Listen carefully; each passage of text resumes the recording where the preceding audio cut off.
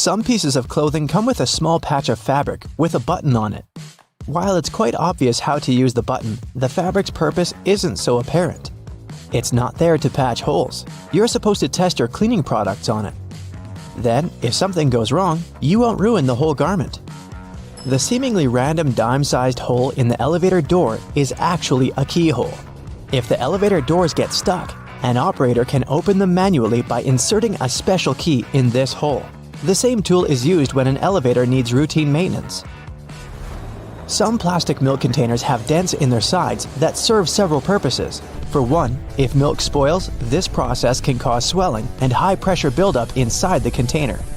That's when the dent comes in handy. It pops out and doesn't let the jug blow up. Plus, if you decide to freeze the milk, it'll expand like any other liquid. And then again, the indentation will pop out and prevent the container from bursting inside the freezer. A first-timer might think that Chinese takeaway boxes have a peculiar shape. The more experienced diners know that by unfolding the sides of these containers, you get a paper plate with the food already sitting on top.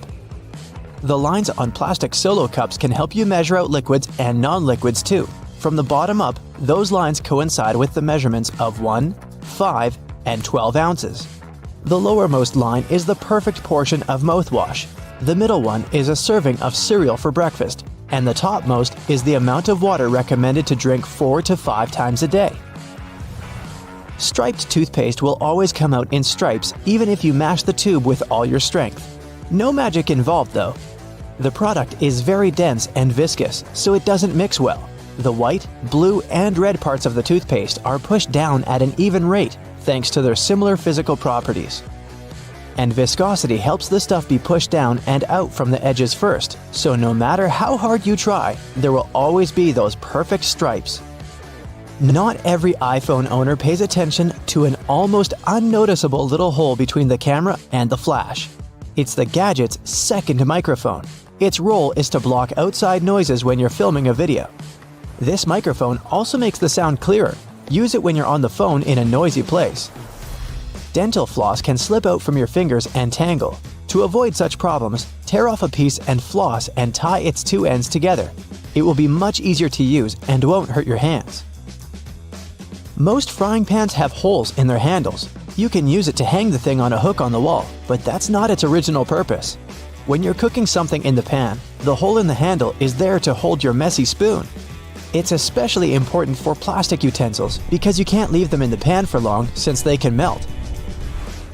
Some toothpicks have several grooves on the blunt end. When you need to use one, break off the grooved end and put it on the table. It'll serve as a rest to keep your toothpick from touching the surface. You've probably noticed that most soft drink lids have ridges and 3 bumps on them. With their help, the lid can turn into a coaster once you put it on the table and place the cup on top of it. No more spillage. Bath foam isn't only for fun or a nice smell. It also helps regulate the temperature. The bubbles keep the water hot so you can enjoy a bath a bit longer. Anyway, it works for acrylic bathtubs only. Those made of metal lose heat really fast either way. Almost all measuring tapes have a metal tip with a small slot on the end. You can use this slot to hang the tape on a nail or a screw to make measurements without anyone's help. Sometimes this tip has a row of sharp points along the edge on one side. That comes in handy when you want to leave a mark without using a pencil. A pack of cotton pads has those strings on it so we could hang it on some hook or holder. And no, there's no need to untighten and tighten the pack again. Look at the bottom of the pack. It has a perforated line. Tear along that, and now you're good to pull out a cotton pad. A triple handle on a jerry can is there to make it easier for 2 people to carry it and distribute the fuel evenly. Gas cans often have a second hole that actually needs to be uncapped too before you pour the gas. The air passage will prevent it from pouring out. Lemons get juicier if you warm them up a little bit in the microwave.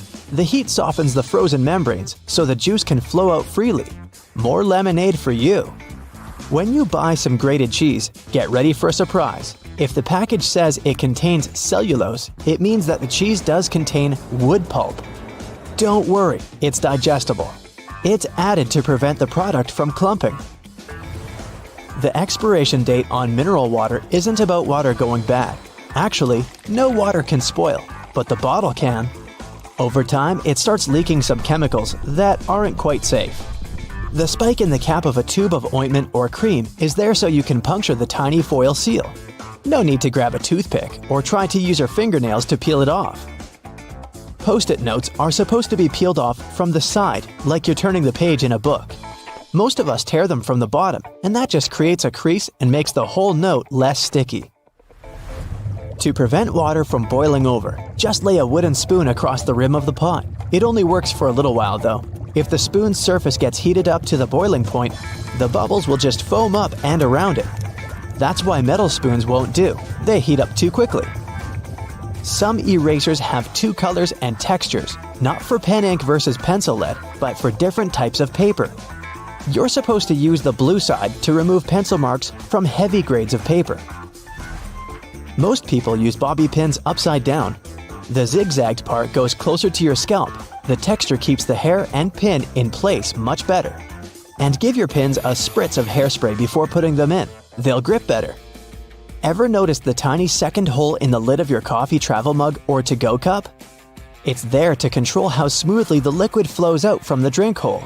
Without it, the hot stuff would just glug out at you like milk from a jug. It also lets the steam escape so the high temperature and built-up pressure don't melt the lid or send it shooting off. Apples you buy at the supermarket were likely picked between August and November. After that, they were covered in wax, hot air dried, and stored in cool places. It takes the fruit 6 to 12 months to make it to fresh produce shelves. Sometimes you need to get away from your computer but don't want to keep logging back in. Put your mouse over the top of an analog watch. The mouse will perceive the ticking second hand's movement, and this will prevent your computer screen from turning black. When using a blender, pour the liquids in it first. Only after adding your milk, coconut water, or yogurt, put the berries, fruit, or spinach inside. Thanks to the holes in the bottoms of earphones, air can circulate up and down through the speakers. It results in increased low frequencies. This makes the bass sound deeper and improves the overall sound quality. You can use metal loops on the sides of a grocery cart to organize the space in your cart better. Hang your jacket on such a loop or put a bag of delicate items there, like eggs or bread. This way your jacket won't get wrinkled and eggs won't get squished. The black lines on a basketball make the game easier to play. They're actually grooves helping you handle the ball.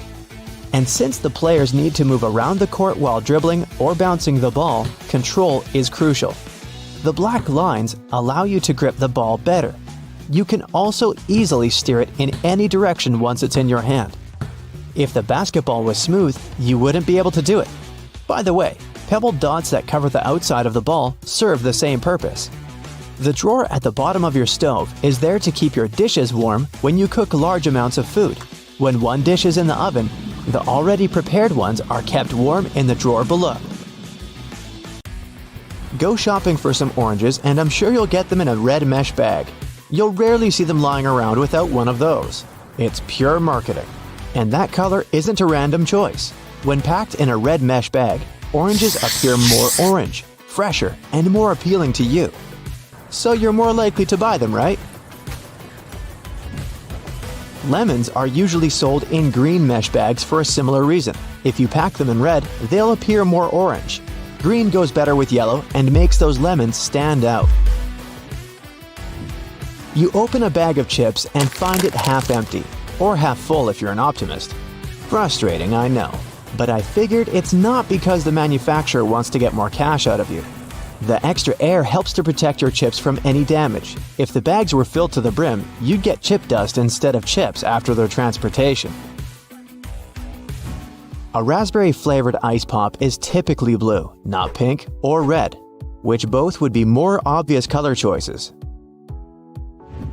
Well, imagine you're making a pack of popsicles. You can pick green for apple flavor, pineapple or lemon is yellow. There's strawberry, so it should be red. Cherry, well, red again. Watermelon? Red. And now raspberry. Yeah, red. But 4 reds are definitely way too many, and people won't tell the difference between them easily. So, at first, both strawberry and cherry flavors were red, but of different shades. The watermelon one was pink. They made the raspberry ones of a deep dark red dye. Then, scientists proved that that dye might be dangerous, so it was banned. Blue was another free color option, but there's no blue fruit or berry except for blueberry. And it's not a very popular flavor, so manufacturers started to paint raspberry blue. Sometimes they call it blue raspberry, but it's just a lab thing that doesn't naturally exist. If you buy a clock or see a picture of it, it'll most likely show 10:10 by default. The only reason behind it is that it just looks nice. You can see both hands, and they don't overlap. Also, it's symmetrical and nice, and it frames the 12. And finally, it makes a smiling shape that gives off a positive vibe. Mattresses usually have those decorative stitching patterns on them. Mattress manufacturers make a limited number of different mattresses, and the only way to make them look different is to come up with a fancy stitching pattern. Two mattresses of different companies might be the exact same quality, but cost differently. Most people will never know it and will decide that different patterns mean something in terms of quality. So, when shopping, don't mind the pattern at all. Cheese has holes. In most types, they're small, but they can also be huge. Cheese is made by adding bacteria to milk, and the holes are the result of it. Those bacteria consume lactic acid and release little gas bubbles. They're trapped in the cheese, and then they pop, forming those little holes. The size of holes depends on the production temperature and its acidity. Swiss cheese has extra large holes. It's made at a temperature of around 120 degrees Fahrenheit and incubated at 70 degrees Fahrenheit for 5 to 7 days. So the cheese is very soft and the bubbles grow especially big. All coins have ridges, but have you ever wondered why? At first, all coins were linked to a silver standard. The amount of silver used in a coin was proportionate to the value of the coin. So, a $1 coin had way more actual silver in it than, say, a quarter. The edges were made reeded for security reasons. Once, it was a coin element that made a coin harder to reciprocate. It also prevented another kind of fraud. People would shave off a bit of metal from the edges of coins. It would be just a little so that no one would notice the difference. But if you did it to many coins, you'd get enough precious metals to sell. Reeded edges made it impossible. If someone tried to shave them off, the ridge would become smooth, and it'd be obvious to anyone that a coin had been tampered with. Nickels and pennies didn't have them because they were made of inexpensive metals, so there was no sense in protecting them. Now, no one makes coins out of silver, but the ridges are still there. When the governments started to produce new coins, they didn't see a point in changing the coin-making equipment, and they just kept the reeded edges. If you ever played billiards, you must know that green table well. The game originated around the 14th century, 5 centuries before basketball. Back then, folks didn't have pool tables, of course. Instead, they were playing it outside on the green lawn.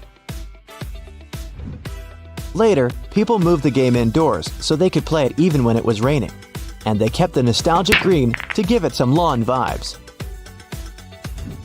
Medical workers usually wear a uniform that is a shade of blue or green. There's a reason for it. Before the 20th century, they were wearing their regular clothes, even when performing surgery. With the development of medicine, people started to pay more attention to matters of sterileness, so they started to wear a uniform, and at first, it was white to signify purity. The problem was that some stains were very hard to wash off from the white uniform. The color white would become greenish. So, it made sense to make the uniform green or blue. Besides, surgeons mostly focus on red colors during work. Blue and green are exactly the opposite side of the spectrum. So, if everything else is greenish-blue, the red becomes even more distinctive. Wash your hands with plain white soap, and you'll see some white foam.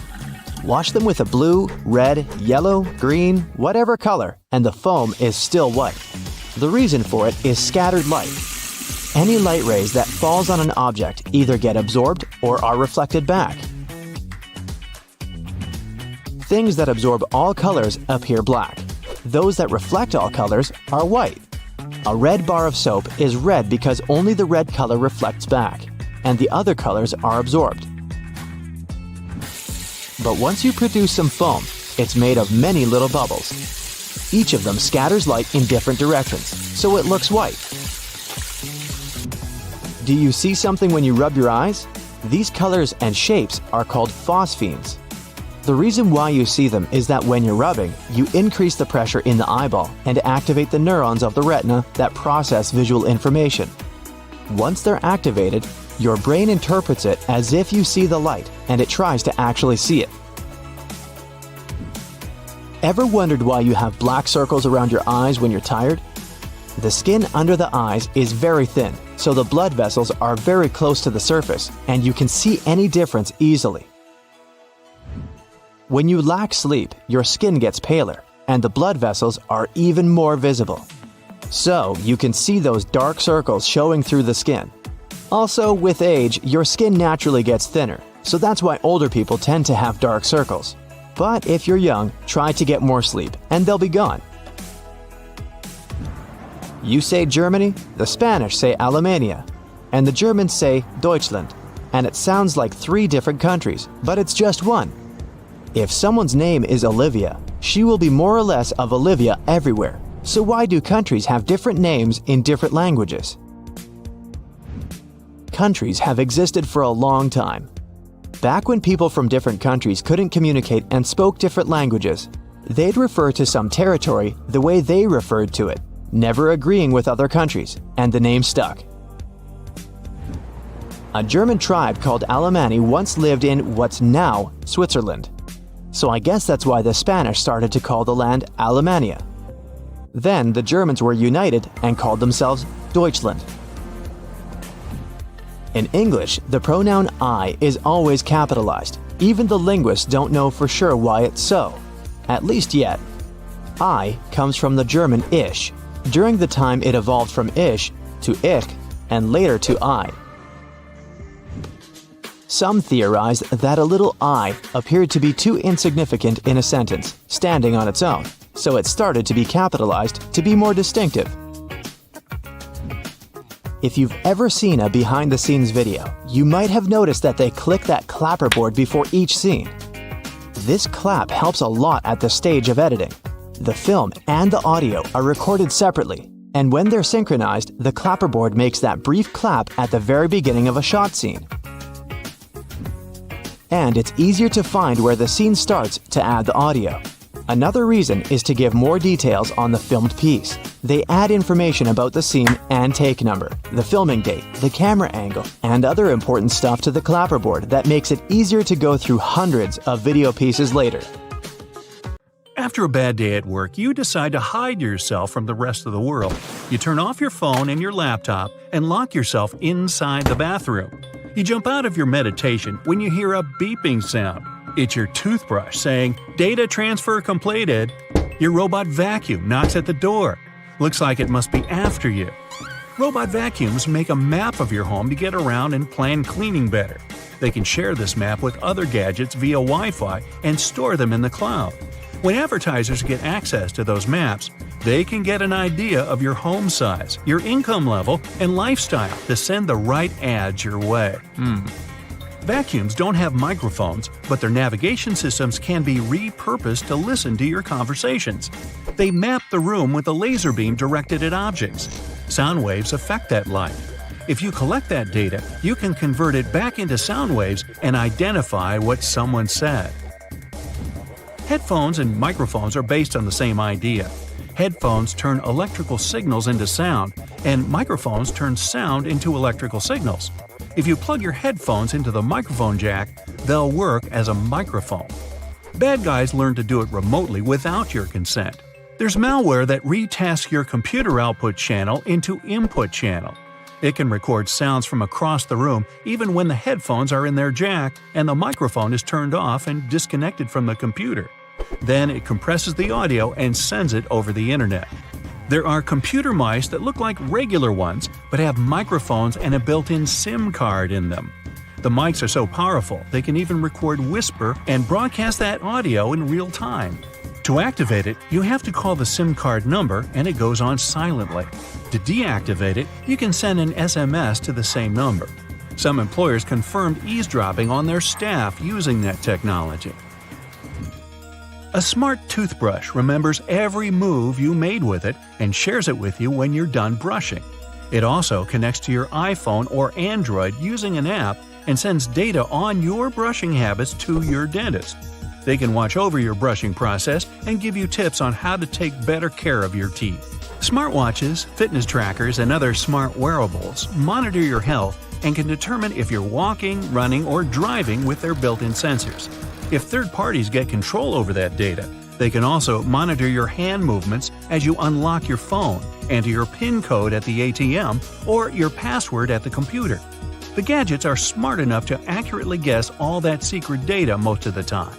They can also find out the email address you used when you registered with the app to identify who you are. Pacemakers and other health devices send patient data over the internet.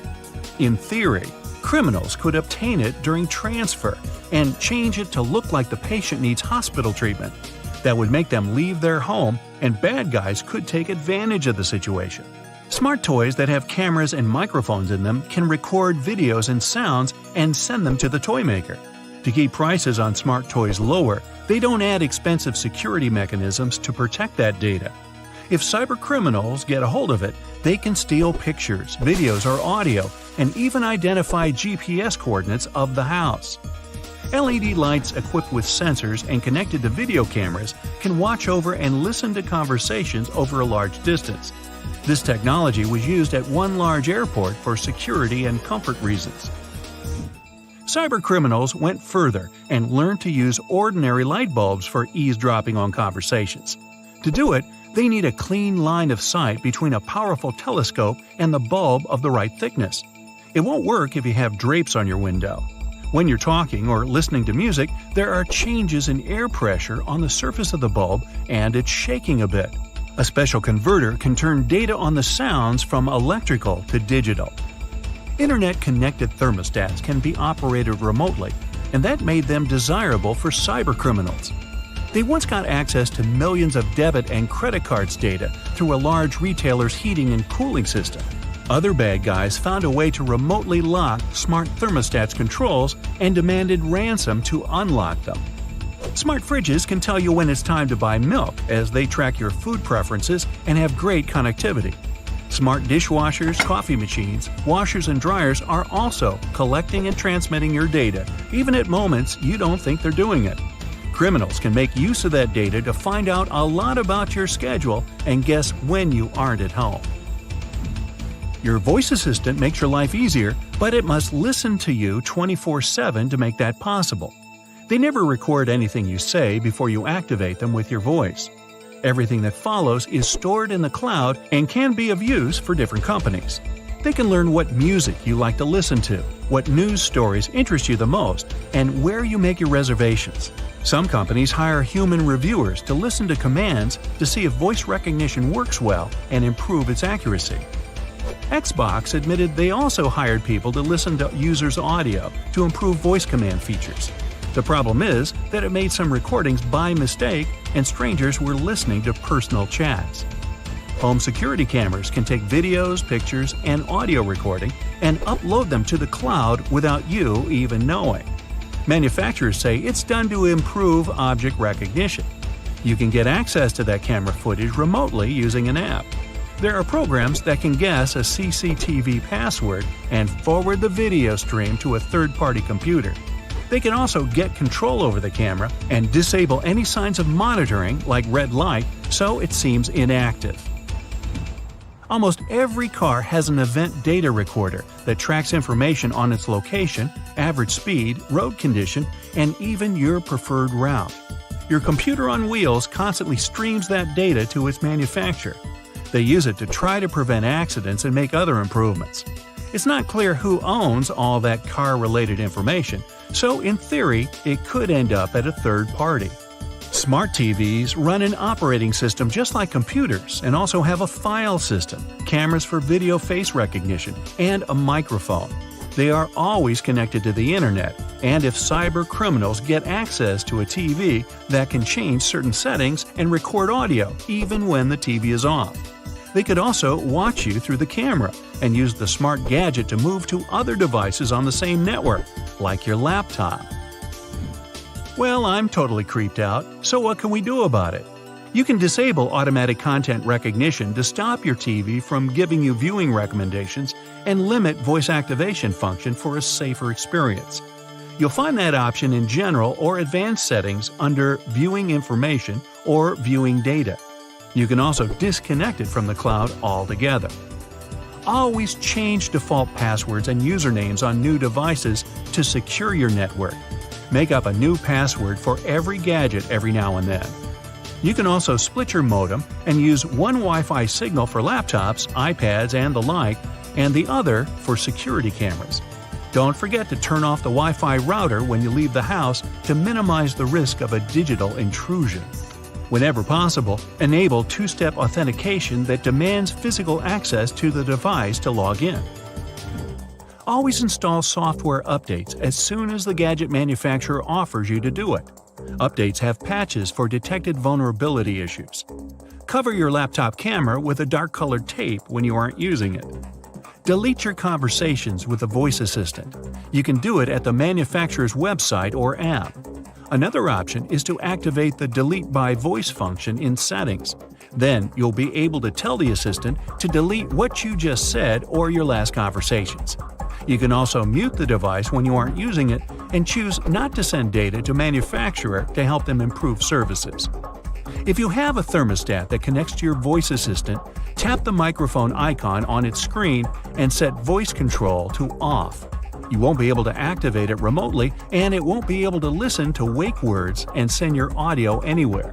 Okay, have a nice day. What's hiding inside Coca-Cola cans and regular household batteries? Why do magnets affect breakfast cereals? Do crosswalk buttons actually work, or are they just useless decorations? What does that USB symbol really mean? I'm not sure I know the answers to these and similar questions, but I'm eager to learn the truth together with you. Let's find it out. Coca-Cola cans have a secret few people know about. Here's a Coke can. Let's submerge it in a highly corrosive alkaline solution. The aluminum dissolves due to a process known as hydrolysis, and we can see a plastic liner inside the can. It's made from a polymer or epoxy resin and serves as some kind of a protective barrier between the aluminum walls of the can and the rather acidic soda. Despite a popular myth, household batteries don't actually contain liquid, and if you accidentally cut them open, no toxic liquid will spill. Most of them are dry cell batteries, which are made of electrochemical cells. Those convert chemical energy into electrical energy. Larger batteries often house numerous small cells within them too. Even Tesla vehicle batteries consist of multiple small cells. When combined, they easily provide the necessary voltage. Most toothbrushes have differently colored bristles, but they aren't just pleasing to the eye. Those bristles, often blue, have a functional purpose. They're called toothbrush indicators, and their colors fade as you use the brush. The American Dental Association recommends changing your toothbrush at least 4 times a year. And by getting paler, these bristles help you figure out when it's time to replace your toothbrush. You'll probably agree that there's no better snack than a pack of chips. Some are flat, others have ridges. Is it just aesthetics? Not really. The main purpose of those lines on some kinds of chips is to help with the distribution of spices and seasonings. In other words, all those substances that make your chips taste like cheese are mostly stored inside the lines. Plus, the lines make chips crunchier. Now this one might be a surprise, but some breakfast cereals are magnetic. That's because they're often fortified with iron in the form of a fine powder. Due to the added iron, cereal flakes get attracted to magnets. All this may sound kinda alarming, but in reality, the iron content in the flakes is minimal and doesn't pose any threat to your health. That clear fluid in gel pens is called the ink follower or stopper fluid. The gel in such pens contains pigment particles dissolved in a polymer solution. The main task of the stopper fluid is to be a barrier to prevent the gel from evaporating or leaking out. Without this transparent fluid, your gel pen wouldn't function. The fluid always stays in one position and doesn't get dissolved with the gel. Neither does it move backwards or flow out of the pen. Many pedestrian crosswalk buttons, namely in New York, are placebo buttons. They do literally nothing when you press them. Originally, they were functional after being introduced in 1964, but today, most of them don't affect traffic lights, which are programmed based on the real needs of the traffic flow. Why do such buttons even exist then? It's a simple psychological trick, providing you with an illusion of control. You might have noticed that movie theater seats are almost always red. This choice isn't random, it has strategic importance, which is rooted in visual science. The thing is, red light has a longer wavelength. It means that it's the first color to disappear in low light. It allows the audience to concentrate better on the screen once the movie begins. Such a design choice enhances the viewing experience by minimizing distractions. Speed bumps are crucial for pedestrian safety, but at the same time, they can seriously increase car emissions due to the non-stop acceleration and deceleration they cause. To address this issue, some cities like London are testing fake speed bumps. Those are optical illusions painted on the road. They look raised from a driver's perspective, but in reality, they're flat. Authorities hope that this approach will slow down drivers without having a negative impact on the environment. Soda bottles are always filled in such a way that there's some space between the liquid and the cap. That's because soda contains carbon dioxide. It's a gas that can expand once the bottle's heated. If there's no gap in the bottle, it can break because of the pressure building inside. Also, when you open your drink, the gases go out in the form of bubbles, making the drink overflow. The gap helps with this problem too. The USB symbol, looking like a trident, has always sparked multiple speculations about its origin. One popular idea is that it represents Neptune's trident and symbolizes power and adaptability. But there's also a little bit less exciting theory.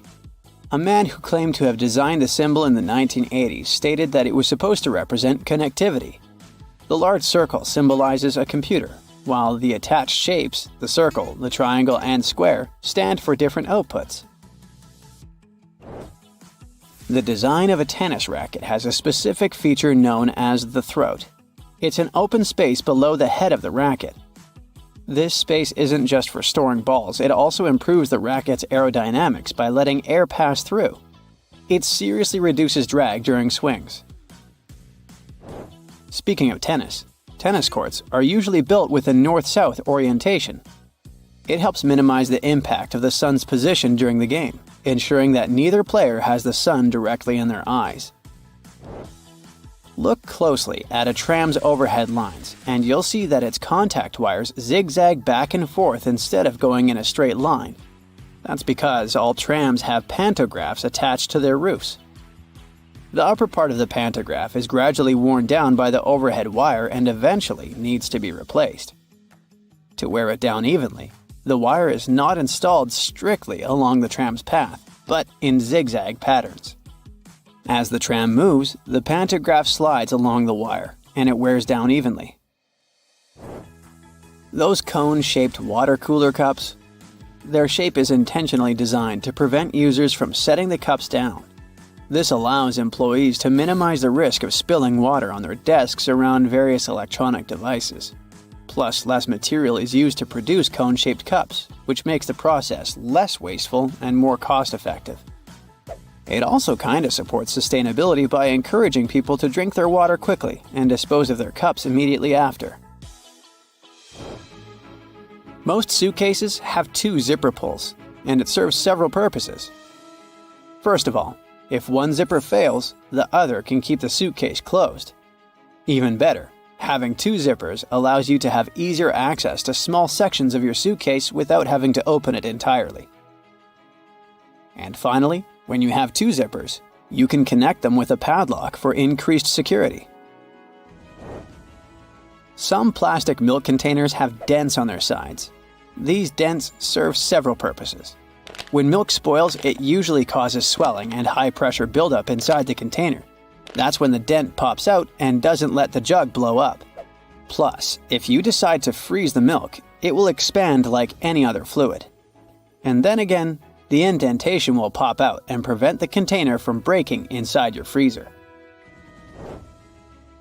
If you ever had a problem figuring out why fake pockets exist, you need to hear this. The main reason is that if a clothing item has a specific cut or shape, pockets may spoil it. They can alter the item's shape either in the warehouse or already on the retail rack. The solution? Getting rid of the pockets in key areas. Plus, fake pockets are obviously cheaper, and they don't get stretched out. The thermos wasn't actually invented to keep your coffee warm. It was made by a Scottish scientist who wanted a safe place to keep his chemicals at a stable temperature. So, he took 2 bottles, put the smaller one inside the bigger bottle, and vacuumed out the air between them. Now, doctors recommend risking your life at least twice a day. I mean, brushing your teeth at least twice a day. But you see, the seemingly harmless toothpaste that peacefully chills on every American counter poses a life-threatening danger because of one not-so-harmless ingredient, sodium fluoride. Now, don't get me wrong, not every toothpaste out there contains it, but most of them still do. But don't rush to the bathroom to trash your tube. If you swallow a tiny pea-sized glob, it isn't fatal. I'm talking about larger quantities. A toothpaste tube has only 0.15% fluoride. To send you running to the hills, you must consume around 8 tubes one by one, so technically, toothpaste is totally safe. Let's go and look for more dangers at your place, shall we? Personally, I don't have this one, but if you happen to have a CFL light bulb, you gotta be extremely cautious with it. The thing is, many of those bulbs are made with mercury. If such a bulb breaks, you gotta start by turning off your ventilation system. Otherwise, the contamination will only get worse. Make sure everyone has left the room, then open a window to allow for fresh air circulation. Finally, clean the area where the bulb shattered. Be careful to address both wet and dry surfaces and contact specialists. Mercury vapors are definitely the biggest concern when it comes to this element. Take, for instance, a case of 2008, where a 55-year-old guy in Oklahoma tried to extract gold from old electronics using liquid mercury. Unfortunately, he inhaled too much vapor and sadly passed away just 10 days later. The contamination was so severe that they had to completely gut his house. Now, you definitely don't want your favorite clothes to get ruined by moths, so you might grab some mothballs to exterminate them. But watch out, those mothballs can exterminate you too. They usually contain chemicals like naphthalene or a paradichlorobenzene. When these get into the air, they turn into gas. That strong smell you associate with mothballs kicks in. Those fumes can actually irritate your eyes and lungs, and may even cause headaches, dizziness, and nausea. Plus, there are concerns about these chemicals being the cause of major conditions that even modern medicine can cure. Naphthalene is especially risky because it can break down your red blood cells, leading to a condition called hemolytic anemia. So try to swap those balls for good old lavender. Moths aren't big fans of it. Now, it's super important to keep an eye on the plants you bring into your home because some can be surprisingly harmful.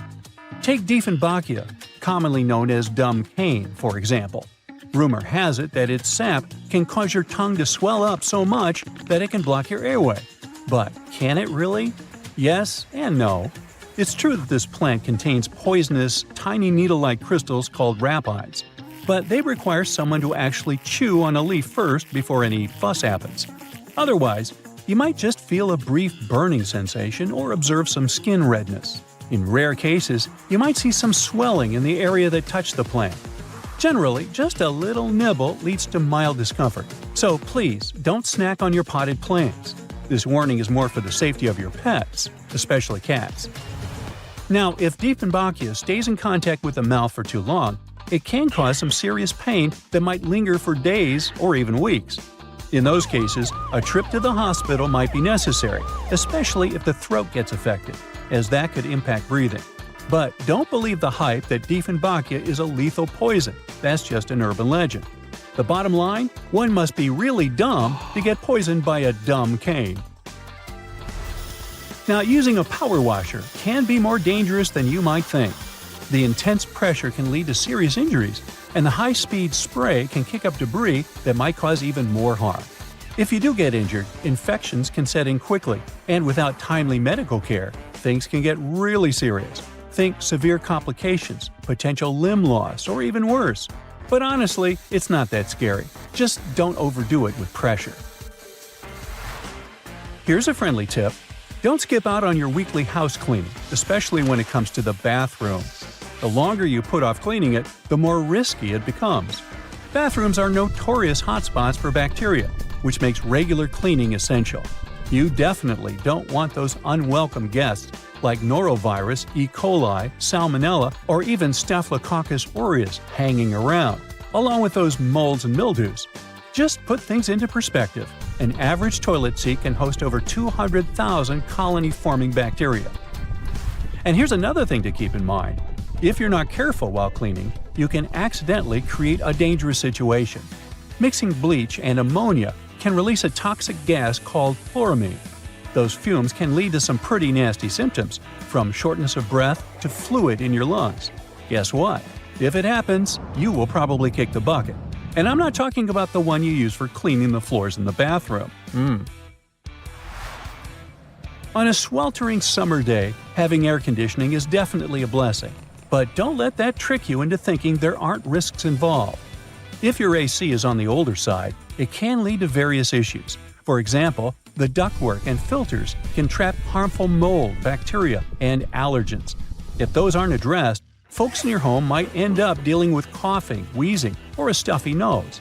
Plus, an aging AC unit can pose a fire risk. Older components tend to generate more heat as they try to keep up, and if they're not replaced, you could end up with a potential fire hazard. Faulty wiring is another concern, as many wires are tucked away in hard-to-reach spots, making them tough to inspect. So, if you have an older AC, it's a smart move to have it cleaned properly and ensure that its parts and wiring are up to date to avoid any fire risks. Snuggling under a cozy electric blanket when the weather turns chilly sounds like a dream. But if electric blankets get too hot, they might lead to burns. This risk is particularly significant with older models that don't have an automatic shutoff feature. So the best way to use such a blanket is to warm up your bed and then turn it off before you crawl in. There's also the concern of heat stroke, linked to the use of an electric blanket. Once, 2 people were discovered unresponsive in their beds beneath electric blankets. The first person's body temperature reached an alarming 106.2 degrees Fahrenheit, while the second person's temperature was 105.8 degrees Fahrenheit. So while these blankets offer comfort, it's crucial to use them wisely. Just a quick heads up about windshield washer fluid. It contains methanol, which can really pack a punch. If ingested, it can cause everything from dizziness and headaches to severe poisoning. Make sure to store it safely and keep it in the original container. Never transfer it to unmarked bottles. It can easily be confused with water and other harmless liquids, and that's a big no-no. Methanol is super toxic. For a grown-up, 2 to 8 ounces can do the trick. You know what I mean. The windshield washer fluid you dump into your car usually has about 30 to 50% methanol in it. But the concentrated versions? They can pack a serious punch with 90 to 100% methanol. Just remember, these products need to be diluted with water before you use them. The last everyday thing on our list does seem to be a great buddy of ours, especially if located in the bathroom. But although air fresheners can give your home a pleasant scent, many of them release volatile organic compounds that can build up over time and may pose serious health risks, including neurological issues and incurable conditions. I suggest, if you were to ask me, you play it safe and think about opting for natural alternatives or enhancing your home's ventilation instead. Got that? Good. Fitness trackers and fancy smartwatches are fine for monitoring your heart rate and even the miles you cover on a run. They're not so good at measuring the number of calories you burn, though. A 2017 study from the Stanford University School of Medicine showed that fitness trackers and smartwatches have error margins of less than 5% when it comes to measuring heart rates. That's pretty good, so you can be confident in whatever reading you're getting. The problem is with the devices measuring energy expenditure accurately or calendars burned. Even the best was off by an average of 27%. The worst was off by a crazy 93%. That means they're very unreliable and shouldn't be trusted. Fitness trackers don't work well for measuring calories because we all have different heights, weights, diets, and many other things. That means we all burn calories at completely different rates. The trackers are often programmed with a preset average height and weight. So, if you're going to use one, take it with a grain of salt, unless you're trying to reduce your sodium intake. Sunscreens have only one job to do, and that's protecting us from the harmful ultraviolet rays. In 2017, though, a study found that many popular brands failed to protect at all, with only 1 in 4 working. Most sunscreens didn't protect users from ultraviolet A and B rays at all. Some manufacturers also claimed that these products had an SPF of over 50, which sounds very high quality, but the actual SPF was much lower than that. The misleading labeling means we aren't as protected as we think when we're at the beach. So when you're out shopping for sunscreen, make sure you look at the ingredients and apply more than you think you should. Ooh, sports drinks, an essential item for anyone working out. These bright-colored drinks are filled with electrolytes that will increase your performance and rehydrate you fast. The problem is, we're not all athletes, so most people would be better if they just drink water instead. Sports drinks are made up of water with some minerals and lots of sugar, coloring, and flavor. Those minerals are electrolytes, which can help our bodies go longer. Your exercise habits, the duration, and the intensity of your training all come into whether you really need that extra boost. While sports drinks can benefit athletes engaged in long or intense training, they're not really necessary for most gym goers. Sports drinks are probably pointless if you're only doing light to moderate exercise, like walking or jogging, over a short period of time. After using a toaster for most of your life, most people still haven't figured out how to get a perfect heat setting. It turns out that burnt toast is probably just down to a simple misconception. Those numbers on your toaster aren't heat levels at all. They're actually minutes. The dial is basically just a timer. That means all you need to do is look up how long it takes to toast certain things, and you'll never ruin your breakfast again. Hey, I like burnt toast. I'm used to it. Most of us rely on wireless technology to carry out normal everyday tasks. It can be very frustrating when technology stops working and interrupts your day. In fact, the only thing more frustrating might be not knowing why it isn't working. The worst culprit here is your cell phone. It'll often show really great reception, but somehow can't make a phone call. The bars on a cell phone actually don't mean anything. The way they receive the signal differs a lot between different makes and models of phone. There's even a big difference between what the bars mean from one phone to another.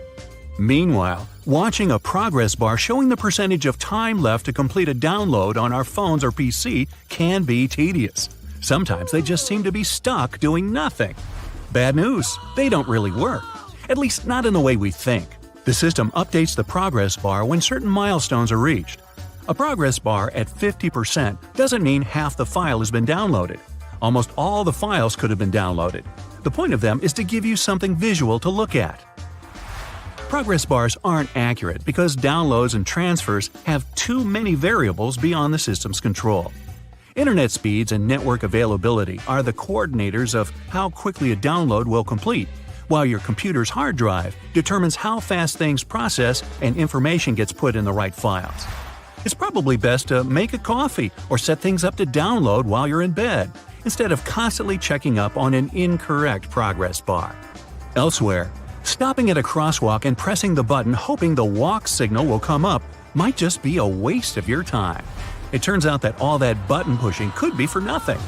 Some crosswalk buttons need to be pressed, but others don't do anything at all. The crossing symbol will just light up whenever it wants to. Some crosswalks even switch between needing and not needing a button press, depending on the time of day. That said, it can be difficult for all of us pedestrians to determine whether a crosswalk button works or not. When in doubt, just push the button anyway. You don't want to stand around waiting for no reason. With more people going into the water and sharks, well, living in the water, the fear of bumping into a not-so-friendly shark is ever increasing.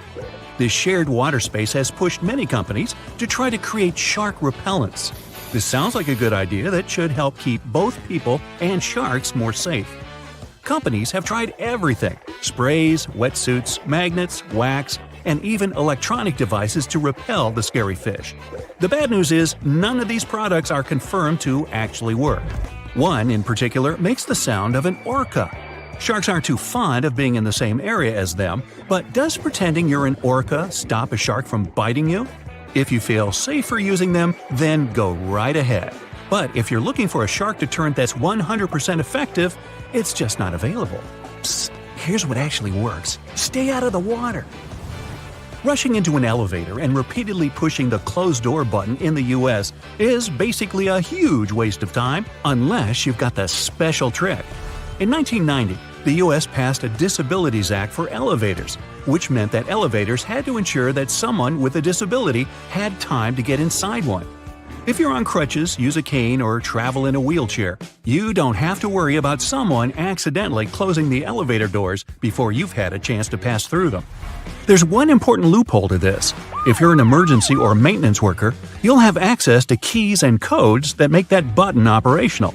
This is just another example of a placebo button you're invited to push, just to make you feel like you've done something. That impatient finger poking isn't doing anything. Getting a bit warm or cold in the office? Better adjust that thermostat. Unfortunately, in the vast majority of office buildings, the system controls are kept inside air ducts, not on the wall.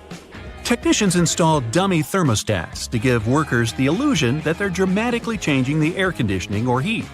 Some are set to change 1 or 2 degrees, but they're often not connected to anything at all. Dummy thermostats came about around the 1960s. As heating prices rose, building leases often required employers to stay within specific temperatures. Faced with this problem, fake thermostats became the new rage for businesses. They offer people some feeling of control while keeping the temperature in the right range.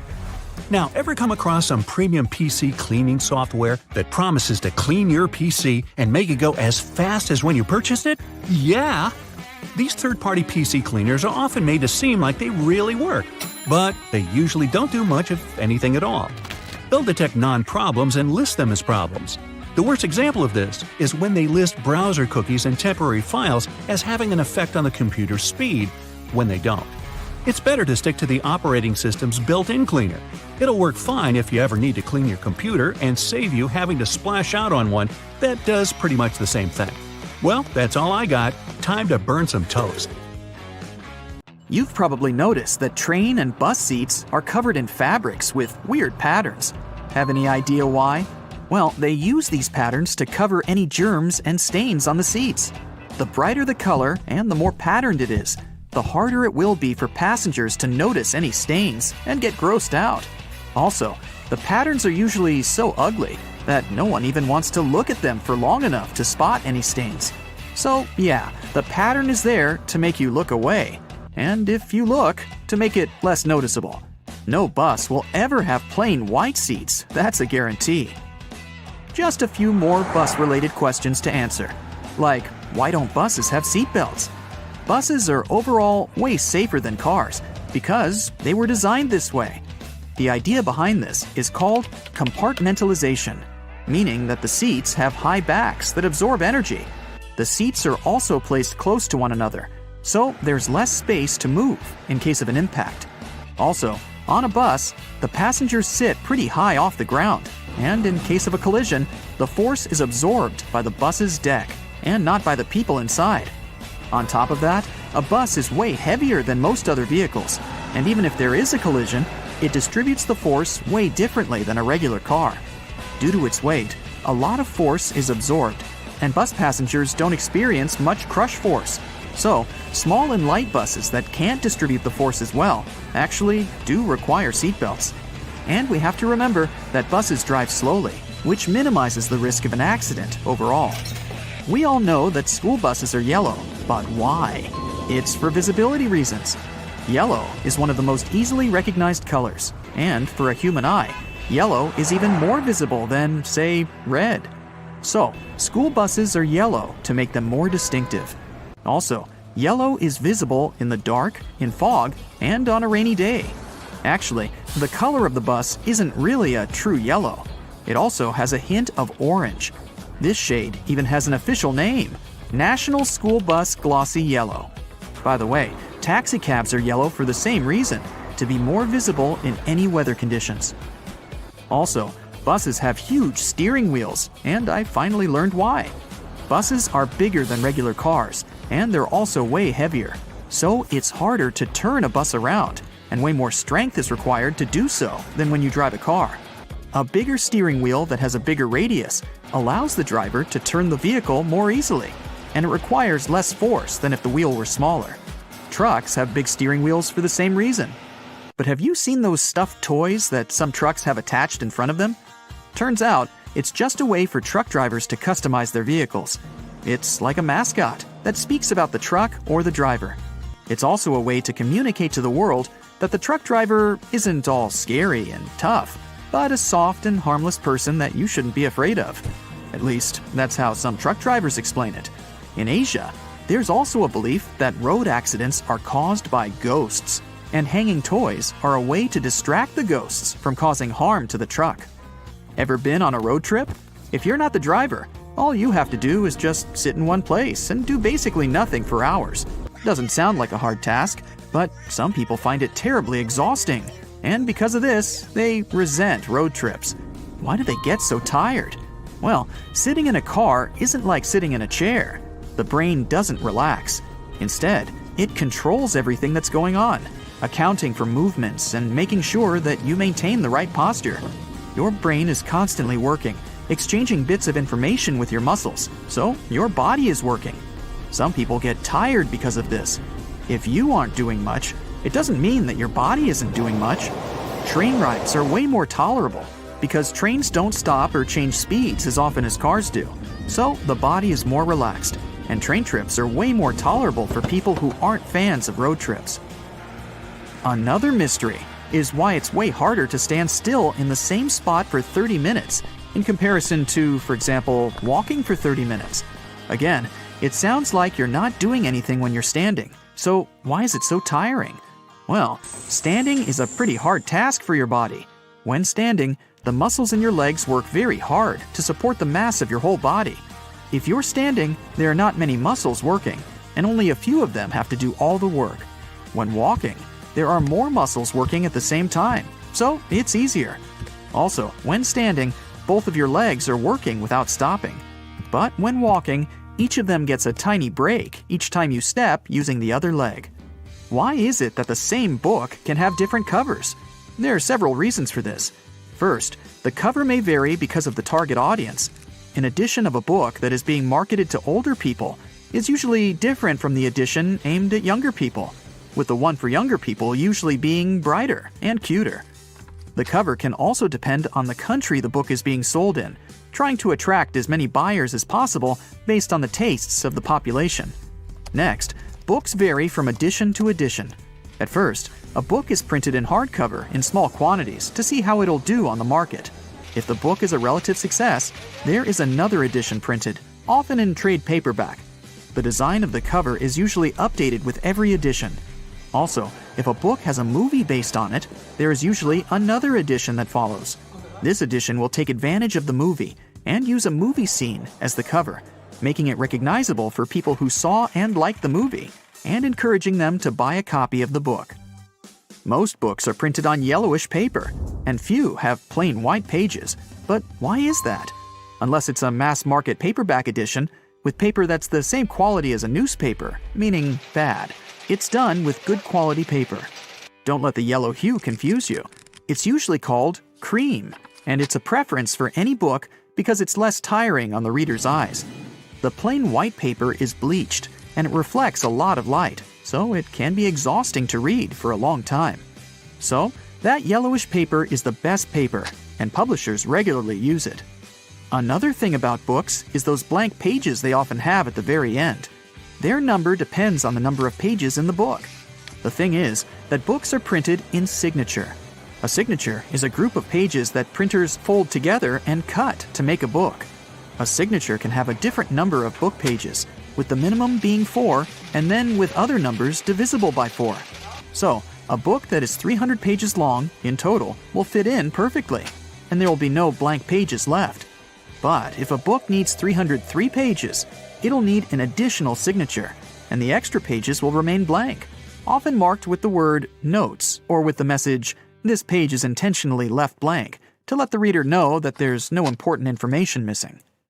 Ever wondered why most doctors have sloppy handwriting? No, there's no class in medical colleges on bad handwriting. The reason why it's so common is that doctors are always in a rush, and they write as fast as possible to keep their momentum, so there's no time to care about writing nicely. Also, keep in mind that you're not the only person who they write a prescription for over the course of a day. Doctors do a lot of paperwork, working for 10 hours straight, and they're just too tired most of the time to give you a properly written note. Have you noticed that most songs, in general, last somewhere between 3 and 4 minutes? Well, originally, songs were being played on a phonograph record player from a vinyl record, which was spinning at 78 revolutions per minute. So, the size of the vinyl record basically determined the length of the song. There were two basic record sizes, a 10-inch one, which had room for about 3 minutes of playtime, and a 12-inch, which could fit a 4-minute song. So, at the beginning of the 20th century, if an artist wanted their song played, they couldn't make it longer than that if they wanted to be able to sell a record. Times have changed, but still, most songs are about 3 to 4 minutes long. The initial reason for sticking to this pattern was also because of radio. If a song was too long, it would either get cut in half or some parts would be left off to make it fit into the 3 to 5 minute radio standard. If an artist wanted the song on the radio, and if they wanted to earn money from it, they'd do their best to make a song that fits the standard, so that the whole piece could be played without alterations. Today, even if there are longer songs, a 3 to 4 minute song is now a tradition that artists typically stick to. Trains used to make people mad. During the Victorian era, there was this rumor that the swaying motion of train carriages made passengers, especially men, go a bit crazy, leading to some strange and dangerous behavior. The so-called railway madness was supposedly triggered by the noise of the train. To make things worse, carriages were locked for privacy reasons back then, so people found themselves stuck in tiny spaces with lunatics who could snap at any moment. If you see someone putting ketchup on some car, it doesn't mean you're witnessing them preparing a prank. It means they're just taking care of their car. Yup, it goes great with hamburgers and hot dogs, but it goes even better with cars since it has ingredients that are good at removing rust. Rust occurs when the metal gets exposed to moisture, oxygen, and heat, and due to weather conditions, it's hard to avoid it. When you leave rust for a longer time and don't deal with it, it will continue to degrade the metal. So, you need to get rid of it before your car becomes physically useless. That's when ketchup comes in. Its key ingredient is tomatoes, and they have many nutrients similar to those you can find in oranges and some other citrus fruits. For instance, citric acid can help you remove rust from metal surfaces since it eats through rust. We're not talking about the cars only. You can use it on metallic kitchenwares, furniture parts, jewelry, and rust spots on generally any metallic item. You can combine it with washing soda. It's not quite effective against rust, but when you combine it with ketchup, it'll do the work. Mix these two and apply them to the rusted area. Leave it like that for about half an hour and wash it with a wet cloth or sponge. You can combine ketchup with salt instead, or just apply a lot of it on the rusty area without using any additional ingredients. Ketchup removes tarnish from brass copper too.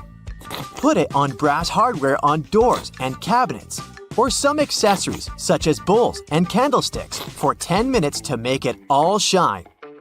And also, you don't put it on meat just because of taste. Ketchup breaks down its fibers, which means it makes it more tender.